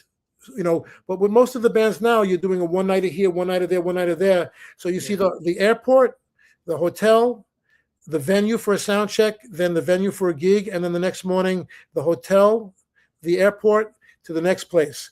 And so, maybe you get a chance to have an hour in the hotel gym if you're lucky, like just to get on the elliptical or the treadmill. But, that has changed. The one like our profession has enabled us to travel the world, where other people would have to spend tens of thousands of dollars for a vacation. So it's not really a vacation, but you try to make the best of it. And it's the best education in the world.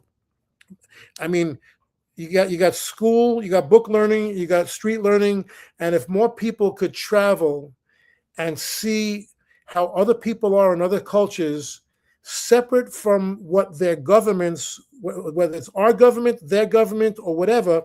I mean, I've been to places where the poorest barrios in third world countries or in palaces, or places where the governments was totally repressive, but you just see, we're interacting it with the people. Or if I'm going to the gym to play some ball with somebody, and you just see people just like you and me that just are trying to have a safe, healthy, like family life, and you get a different perspective on other cultures, forgetting about the different religions or the different tribes, than what we read about in the newspapers or on TV.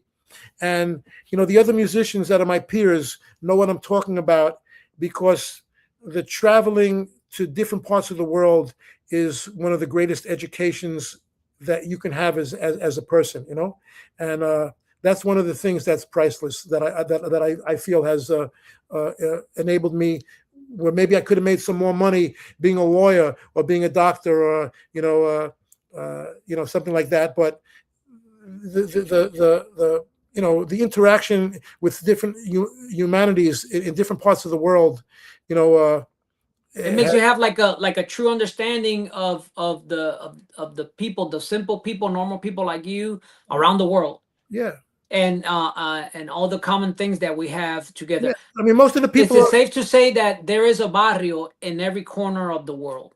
Listen, well, first of all, yes, and it's also safe to say, unfortunately, there's also prejudice and racism amongst similar cultures that you would think would be more homogeneous, but there's still, like, between this tribe and this tribe, or between in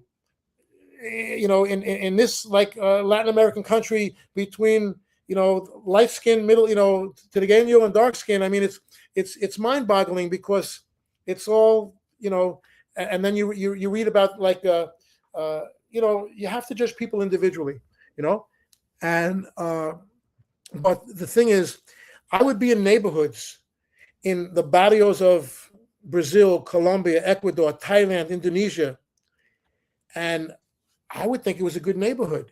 And somebody said, be careful because the street was clean. The little shopkeeper in front or in front of their little their store or comado or bodega or whatever that's called in Asia is clean. They're sweeping in front in the morning, and it's cleaner than my street, you know, in New York, you know, with the people throwing trash on the street, you know.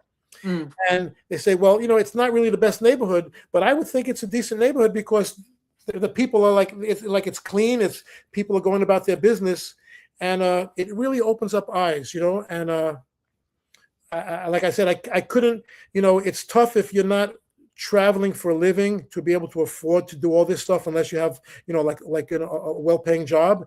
But if there's any way that people can travel and not just hit the tourist spots, it's really one of the best educations in the world. And just to be fair, when we travel with the bands now, when with the Spanish Harlem, the Mambo Legends, my own bands, or before with Tito and Mongo, we're going to places that we're invited. So, you know, we played in between wars in the late 90s. We went to Beirut, Lebanon with Tito. Wow. In between, there was bullet holes in the building next to us. There were Syrian soldiers on the streets then, like patrolling the streets. But the people couldn't have been nicer to us because it was like they were fans and we were invited. So maybe if I went as a tourist, I wouldn't be treated the same. So when we go with the bands, we're usually treated very nicely because we're amongst, like, we're preaching to the choir. We're amongst people that want us to be there. Right. Regardless You've been of, invited. You've been invited. Right. And it could be there's the nothing- whitest of you're white. surrounded by fans. Right. It could be the whitest of white, the black. It could be in the Finnish in Finland. It could be in the barrio in Bahia, Brazil. You know, you know, but you know, there are people that are already on your side. So, I mean, I haven't visited these places as a tourist, right? But you still, you know, walking around, you could still see some things, and I can't emphasize that enough for and the other musicians that are listening to it that have, you know, traveled on this level. You should know exactly what I'm saying because it's really eye-opening. You know, you say, hey, that's not what I read or I saw on the news online or something like that. It's mother's just trying to bring her son to school, you know. Forget it. So she's wearing a hijab, or he's wearing a yarmulke, or they got a cross on, you know. That means nothing. They're just trying to get a milk and a sandwich and take their kid to school, you know. That's you know, and you know, so stuff like that has really and my kids are of mixed ethnicity, and you know, so they've, you know, experienced, you know, I would say, I think the secret to world peace is intermarriage. I mean, it's like, I know that, I don't know, you know, it's like, because then you meet the Archie Bunker from that person's family, and they meet the you know, the Mayor Mandami from that family, and then you find that, you know, maybe you wind up hating each other, but maybe you say, hey, you know, just go Knicks, you know, like that type of thing, you know. There you go. You find a common ground. Right. I mean, so my professional and life, I mean, my first marriage was a wonderful, you know, a woman from Puerto Rico. And then, you know, I've you know, met other people like, you know, playing with Tito, you meet people from all cultures. And my current wife is from Asia, of a different faith, you know, and but the kids are mixed, and, you know, we try to expose, you know, when they were growing up, we had a menorah and we had a Christmas tree, and they celebrated Easter and Passover, and it was anything that they can get presents. You know, like you celebrate everything. It's not for religious reasons. It's just to be happy. You know, just like to be happy and spend quality time with the family and the loved ones, and that's what it is. Now back to music. And again, thank you for those words, because that. You just took us around the world in 5 minutes, you know, and true life and true living and simple living, just like us, is just with, you know, different ethnicity, and then that's it. But coming back to music, you mentioned, and I just for the benefit of the ones that did not catch it, But el maestro estaba diciendo que cuando iba a Puerto Rico, que tocaba con Milly Quesada, Milly Jocelyn Los I Vecinos. played with them in New York first, like, and then Yeah. But when you went and traveled to Puerto Rico, right. el maestro mencionó a Lloren Torres y él fue y se cambió de ropa y se fue a jugar baloncesto. Y entonces la gente le decía, mira, pero tú vas para allá. Y dice, pero ¿qué tiene que ver? Voy a ir a Well, jugar. you know what the funny thing is? That at that time, I'm just saying because it doesn't make it was like 40 years ago. They said don't. Some of the guys in the band said, "Don't say you're here with a Dominican band." You know, just I mean, Well, yes, because there was a controversy real quick. There was not a controversy, but you know, salsa was kind of dying a little bit, or it was transitioning to salsa romántica, salsa right. monga. But you know what? I already was David. I had already been with Tito. I was already with Tito Puente's band all for many years. So I was ingrained in the world of salsa. So you know, it was. And I don't walk into the gym and say, hey, I'm a musician. I just say, Yeah, hey, of course. can I play next? You know, like that type of thing. You know. Yeah, your mindset is not as a musician. It's as a a sports fan, or you just want to go play ball. You know. But at the time in Puerto Rico, the situation I kind of remember was that merengue was taking over. Yeah. And they were bringing all these bands. They were all fantastic bands, but they were taking over. And of course, people felt like some people, the purists, felt like they were taking their jobs. And I can understand that, but you know what? This gets back to my other point, David. Where when I first started playing with Tito, they had bands up. They had a merengue band. They had a salsa band. They had a charanga band. Like that's and then it started to get balkanized in the late '80s, early '90s. And yeah. I wish it wouldn't. Like it didn't have to be just a merengue band. It could be a merengue band, a salsa band, a folkloric band, a Afro Puerto Rican band. You know, I mean, it didn't have to become like segregated musically. And I think that created like it's it's like when they say like what's that, us against them. It's like creating two wonderful cultures pitting against each other where it shouldn't be. It should be inclusive. But of course, also you have business people on front of it. They're sharpening their teeth and they're going with a they're with a mission, and they don't care if they need to divide in order to divide and conquer. Right, is the saying. So that's what I meant. Right. And so that's part of the business too, and a lot of times that's how it happens. Anyways, the point I was trying to bring was that you have become, of course, a reference for many, and here's one of the evidence. One of great saxes from Puerto Rico, Mr. Maldonado, which plays with Bobby Valentin, right? And he is standing tall and proud with you. He let me the reason he lent me his saxophone. The thing is, man, I could go on and on about the airlines, but they've made our lives since 9/11. They've made our lives hell with traveling with instruments. Oh, really? But it has nothing to do with security. So, I mean, my baritone fits in the airplane. But that's another story for another day. But it's I can't take a chance that it won't get on the plane. So we have just like they provide a bass, a congas, a piano.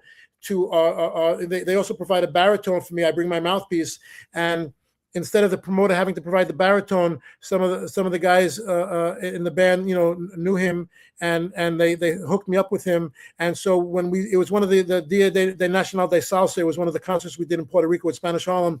So he lent me his baritone so that I wouldn't have to deal with the stress of dealing with the airlines.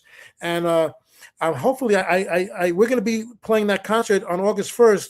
So I have a feeling that I'm going to be trying to get in touch with him or one of his peers coming up shortly.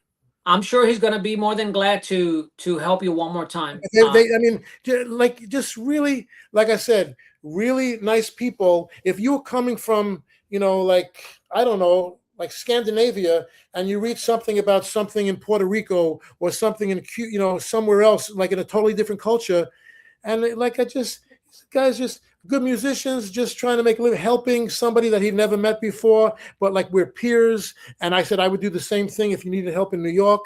I mean, it's just like, it just should be normal. But the common and the right thing to do. In my world, it should be normal. Of course. In a perfect world, like they say. Yeah. Now, also, you've been with big stars and people that I'm sure that you admire and Paquito de Rivera, a genius, And the funny thing is, I mean, and one of the sweetest human beings with an amazing sense of humor, but he's really a musical genius on the clarinet, on the saxophone, on composing, arranging. And when he first, you see remember you showed a picture earlier in the show of the big band that I had with all those people, like with Joe Manazzi and let me go find it again. Right, so, no, it's okay because right, that one. So that was called the New York Salsa Jazz All Stars. When Paquito first defected to the United States in the very early '80s, and he played in my band. He would sub for Bobby Pacelli sometimes. Wow. You know, we'd play like for $5 at a restaurant, $5 and a hamburger we play like with these called these door gigs, you know, at these different places. And before we knew him, and he, you know, from Iraquere, but he wasn't as worldwide famous. It was you know, it was before he was touring the world with Dizzy and everything.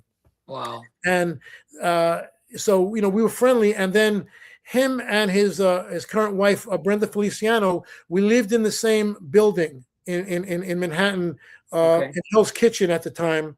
Now it's since been gentrified, but back then in the late 70s, early 80s, it was like not the best area. And the funny thing is, we run into each other on the street, and every time he'd say he wanted to invite me up to his house, his wife was going to cook kosher pork for me. That was his joke. and the one other thing that I remember, and he actually wrote a book, and he told me he put this in his book. It's a true story.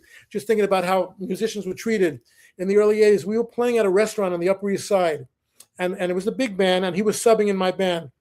And the deal was $5, and you got a hamburger, you know, on the break, you know, and a Coke or a water or something.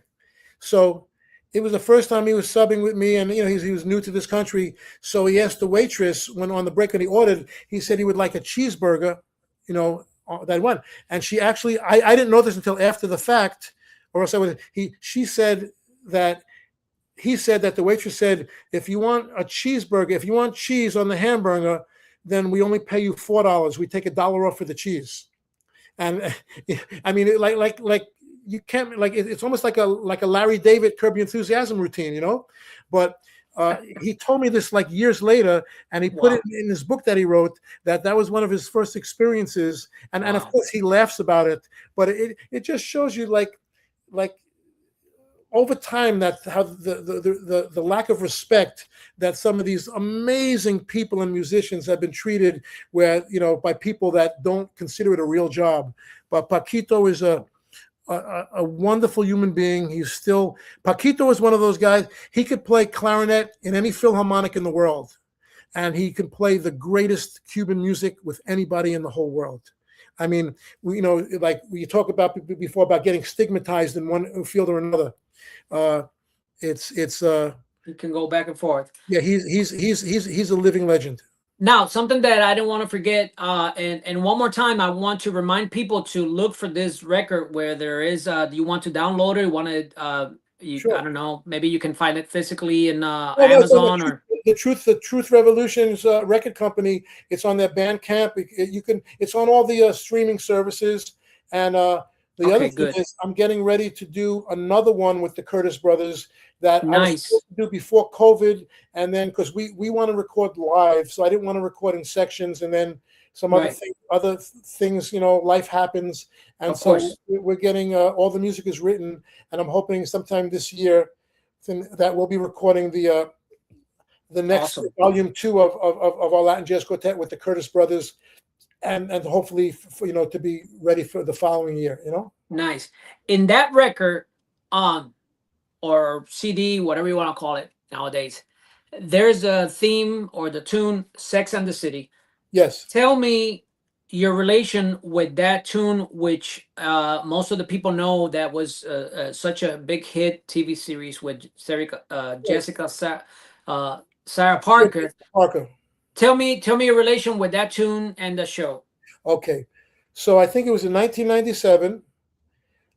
Oscar Hernandez called me to do a recording, like what we call a jingle or a record date, that, you know, recording music for some TV show that was just starting up, you know, on cable TV, and cable TV wasn't big at that time. So great, I don't know, we get called. You don't know, myself. There was like 4 or 5 other guys in the rhythm section, and Oscar was kind of like the conduit. I think he might have done the arrangement, but somebody else did the composition, and I was the horn player. And we did like about 5 sessions for this new TV show that was going to be coming out later that year or next year. And something that we did, they liked, and it turned out that they used something that we did for their theme song. But in the beginning of the show, you just hear a snippet of it, and at the end of the show, you hear a snippet of it. There was more to it, but it's not really a whole song, And so I'm the saxophone player on the TV show on the theme song. Oscar's the keyboard player on the theme song, and I would get requested to play it all around the world as people would find out in my bio that I'm the saxophone player from the theme song. So you guys were the creators of that tune. No. It was another person technically wrote the song, but a lot of the stuff that I did, I know, was improvised. But somebody else wrote the basic melody. The intellectual composer, right? And I think Oscar did the arrangement, but not composing, but he did the arrangement, and we recorded it, and it turned out to be very popular. And so I had on my quartet record, since I was getting, and also they've never paid the correct royalties all these years. It's been good for my career, but it could probably cost more to get into it and everything.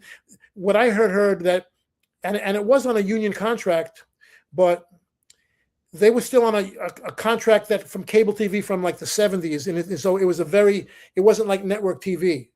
So it was still like I'll get checks for like $15.32, every year or something from residuals, even though it's somewhere around the world every day, But that's another story for another day. So when we recorded my Latin Jazz Quartet record, I wrote all the music. It was all the original music, but I had Zakai Curtis, my piano player. I said, I want to do a real mambo jazz version, not an American Latin version like we hear on the TV show, but a real mambo, like evoking like the instrumental mambos of the Titos and Machitos of that song. And he did a wonderful arrangement, and we recorded it. And to my shocking surprise, when I played it at a couple of events that were more like dance-oriented events, like salsa congresses, the people were dancing, not just listening. And so, like almost like an instrumental mambo, like you would dance to mambo as opposed to just a vocal song. And so, I've played that, and especially in other places around the world, and even at some socials in New York, and it's in the pocket enough, typical enough to be danced to, but it's also like mambo jazzy enough to be included on the record. So that's been a real blessing for me to be a part of that. I would like to share with people 10 seconds of it so they can get another feel, so they can get so they can be encouraged and get it, because it is really tiene saoco, like we say. Check it out. You can play more than 10 seconds.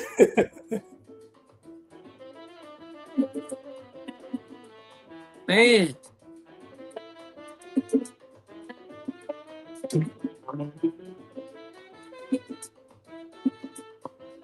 Wow.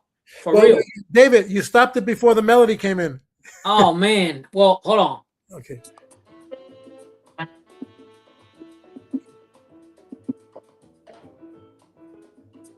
Woo!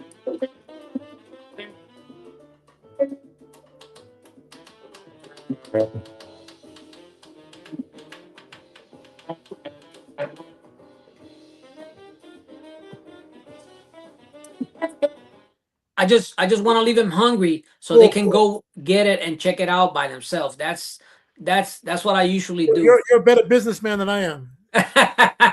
All right. After we finish here, I'm gonna hear it again. Unfortunately, it's a little bit late for me to play my drums, but tomorrow I have a new tune to to practice and play. But Mr. Frohman, I don't want to take more of your time. But it's been a delight. It's been an honor, and it's been one of my favorite interviews here, or conversation. Not an interview, but just getting to know you better. We're peers, David. Yeah, but I have to, in behalf of so many people, I have to say gracias. Tengo que decir gracias por el amor, por el cariño, por la pasión, por el respeto que le has dado a la música latina y tanto que le has ofrecido. You've been around the world playing this music with such respect, with such talent. And what else can I say? Thank you so much, and the rest that is to come. So my bad accent, igualmente. Vaya, no, that's perfect. That is perfect. I thank you one more time for being here. I thank you for being in my latest track. It's humbling to me, and it's just I cannot still believe it. I gotta play it over and over to hear that it's true. And even David Rosado Cuba from Puerto Rico, he played the timbales there. And my band himself. He's a wonderful person. He is. He truly is. And he's going to be featured in this show every once in a while because he's so knowledgeable. He's so passionate. My love. Yes, sir. Yes, sir.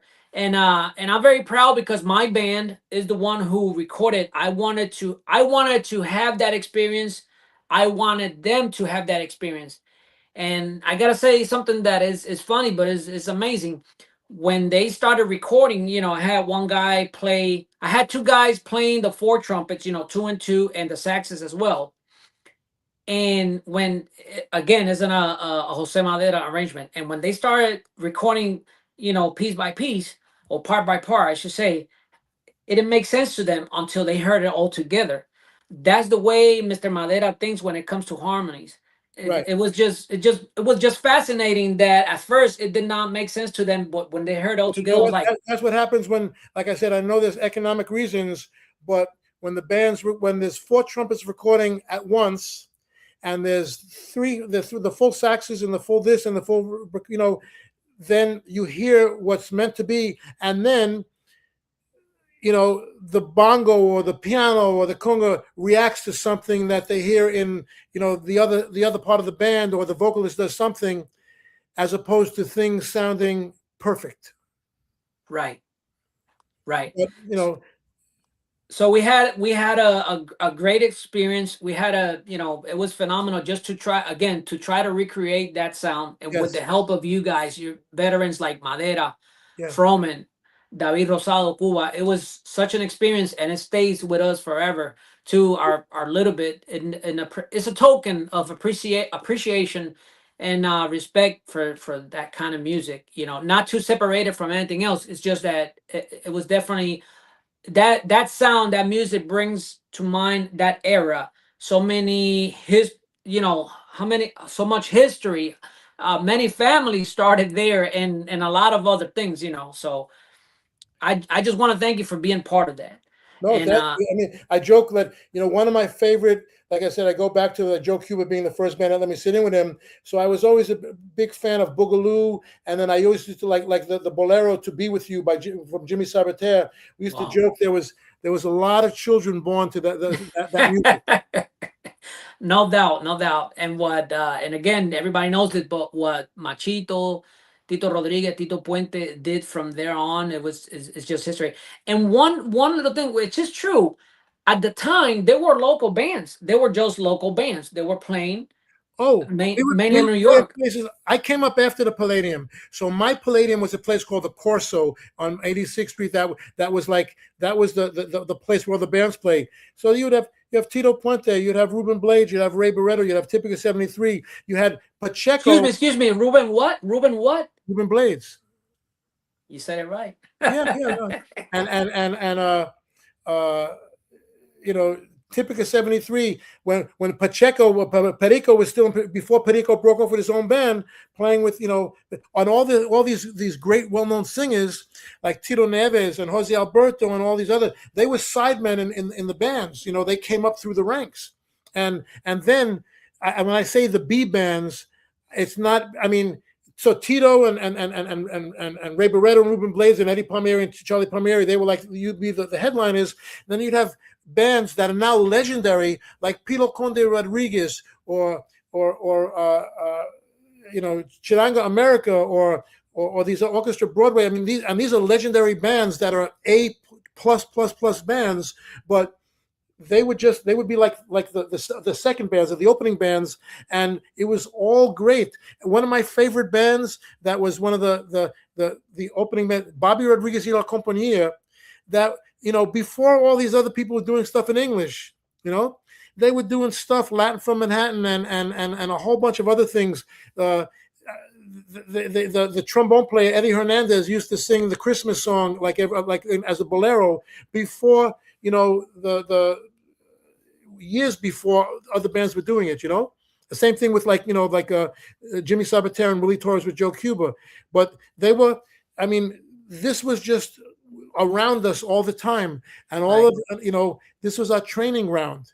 And like in some of these interviews that Joe Madera gave in the documentary, that there was so much work so bands could have their own steady musicians. So it wasn't like the same.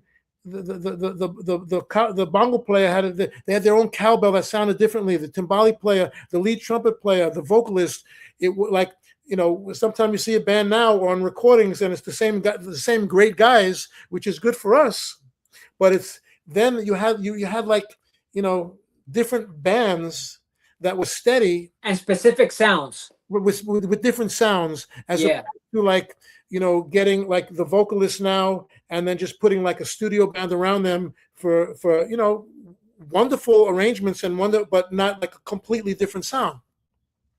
But that's one of my goals, to record everybody at the same time, or for the most part at least rhythm section and then the horns. But that's not at the same time though.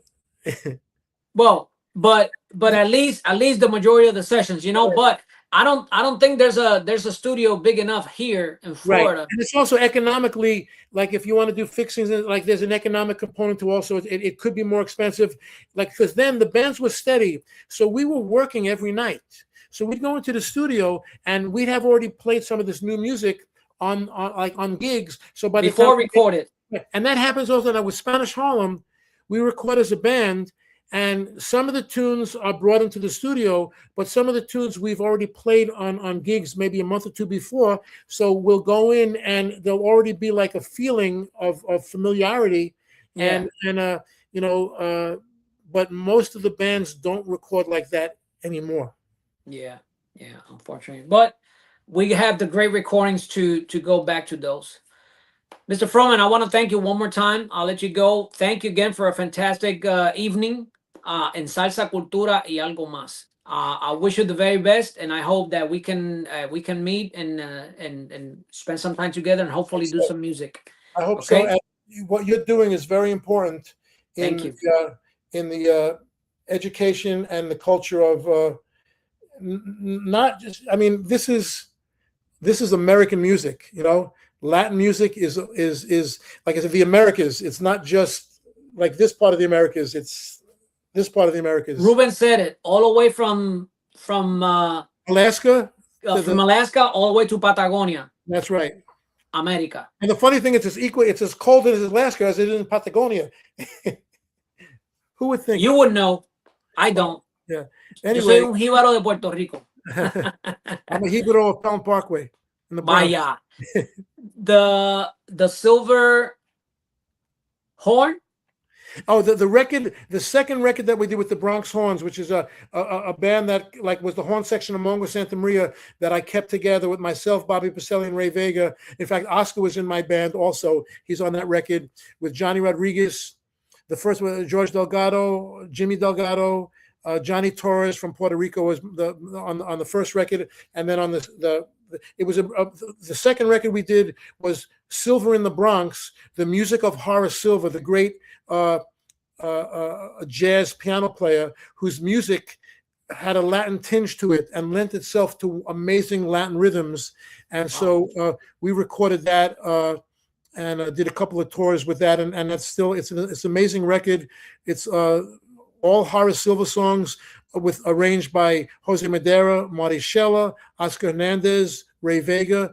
Not all just playing the melody to a straight mambo. You know, it's just all different types of rhythms. Wow. Really, we put a lot of thought into it. You know, Wow. not just If you can send me a link of that, at least one tune, I'll find the rest. I'll send you all the tunes. I mean, I could just email you like MP3s of all the tunes. Fantastic. I appreciate that. Thank you so much. One more time, you guys gotta look for what's the name of the record again? It's called From Daddy with Love. From Daddy with Love. You gotta check it out because it's a timeless record to begin with. And you gotta check out all the videos where Mr. Frohman is involved, all the great music that he has done for over 50 years. Do you have the first Bronx Horn, the Bronx Horn record, Catch the Feeling? Because I could send. No, I can look it up. I have Spotify. I can. I'll you let me know, and I could send you like whatever you are not able to get. Okay.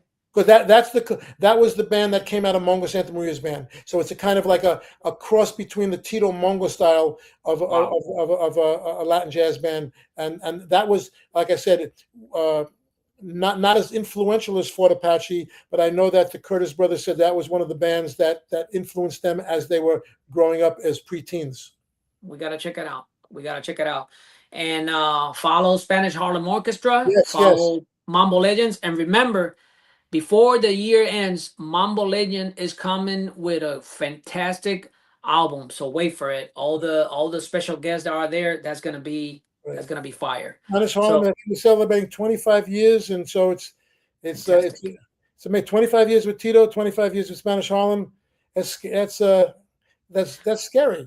Oh, yeah, I know. Before I forget, which I did, but I just remember I went to see you guys. Was it the Lincoln Center? No. Which guys? Yeah. Which band are you talking about?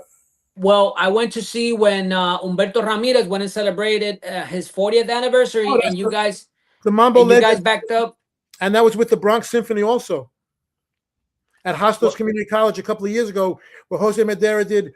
That was amazing, and I was there. And it was bittersweet because I saw you live, but we were at such a distance. I was only able to say hello to George Delgado. By the way, George Delgado recorded on my new track that is gonna come out in a few months. He's the real deal. He's amazing.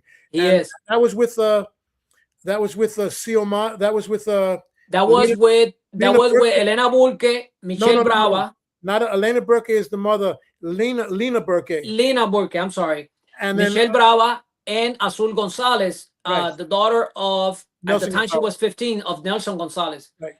And she stole the show there when she sang. It was wonderful. But Jose Madera did arrangements for the Bronx Symphony to hear Lauper, to hear like Oriente and Fever and I forget some of the other songs. Un besito pa mí, besito pa ti. I forget with string arrangements and the boleros, La Gran Tiana and a few of the other La Lupe boleros with Jose Madera string arrangements for the Bronx Symphony. That was an amazing show. I was there. I enjoyed it very much. That night on percussion was Jose Clausel on timbales, Bauso on bongos, y Georgie, which was he had some problem with one of his hands, and still he did phenomenal. Jose Madera, who's the normal timbale player, he was conducting. Conducting. I know. And Humberto, we did them with one hand on his pocket and conducting. Humberto Ramirez is a wonderful musician and a great guy, band leader in Puerto Rico, and so it was a pleasure to play his music also. Yes, I love New York very much, and I love what I consider you guys heroes, what you have done for so many years for the love of music, the passion of music, and it's there for ages and ages. That's amazing. I want to thank you one more time for the 50th time. I want to thank you. Good night, blessings, and we'll keep in touch, okay? I'll be waiting for those MP3s. Thank you, David, for everything. You have a good one, sir. Take care. Bye. Bueno, mi gente, ahí lo tenían al señor Mr. Mitch Frohman. Qué banquete nos dimos. Sí que el programa se extendió, pero ya ustedes ven, estos son leyendas que tienen tanto y tanto que ofrecer, tanta información, tanto que han vivido.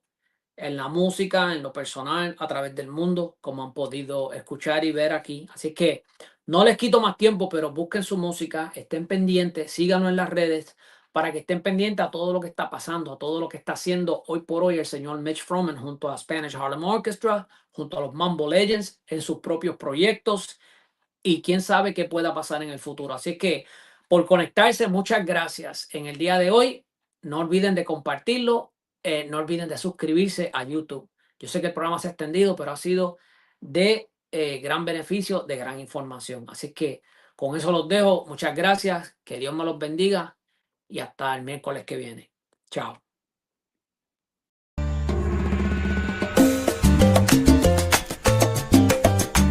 Salsa, cultura y algo más con el destacado cantante y productor David Atanasio. Entrevistas, artistas, músicos de aquí e internacionales, compositores, defensores de la cultura en salsa, cultura y algo más. Todos los miércoles desde las 8 de la noche. ¡No te lo pierdas!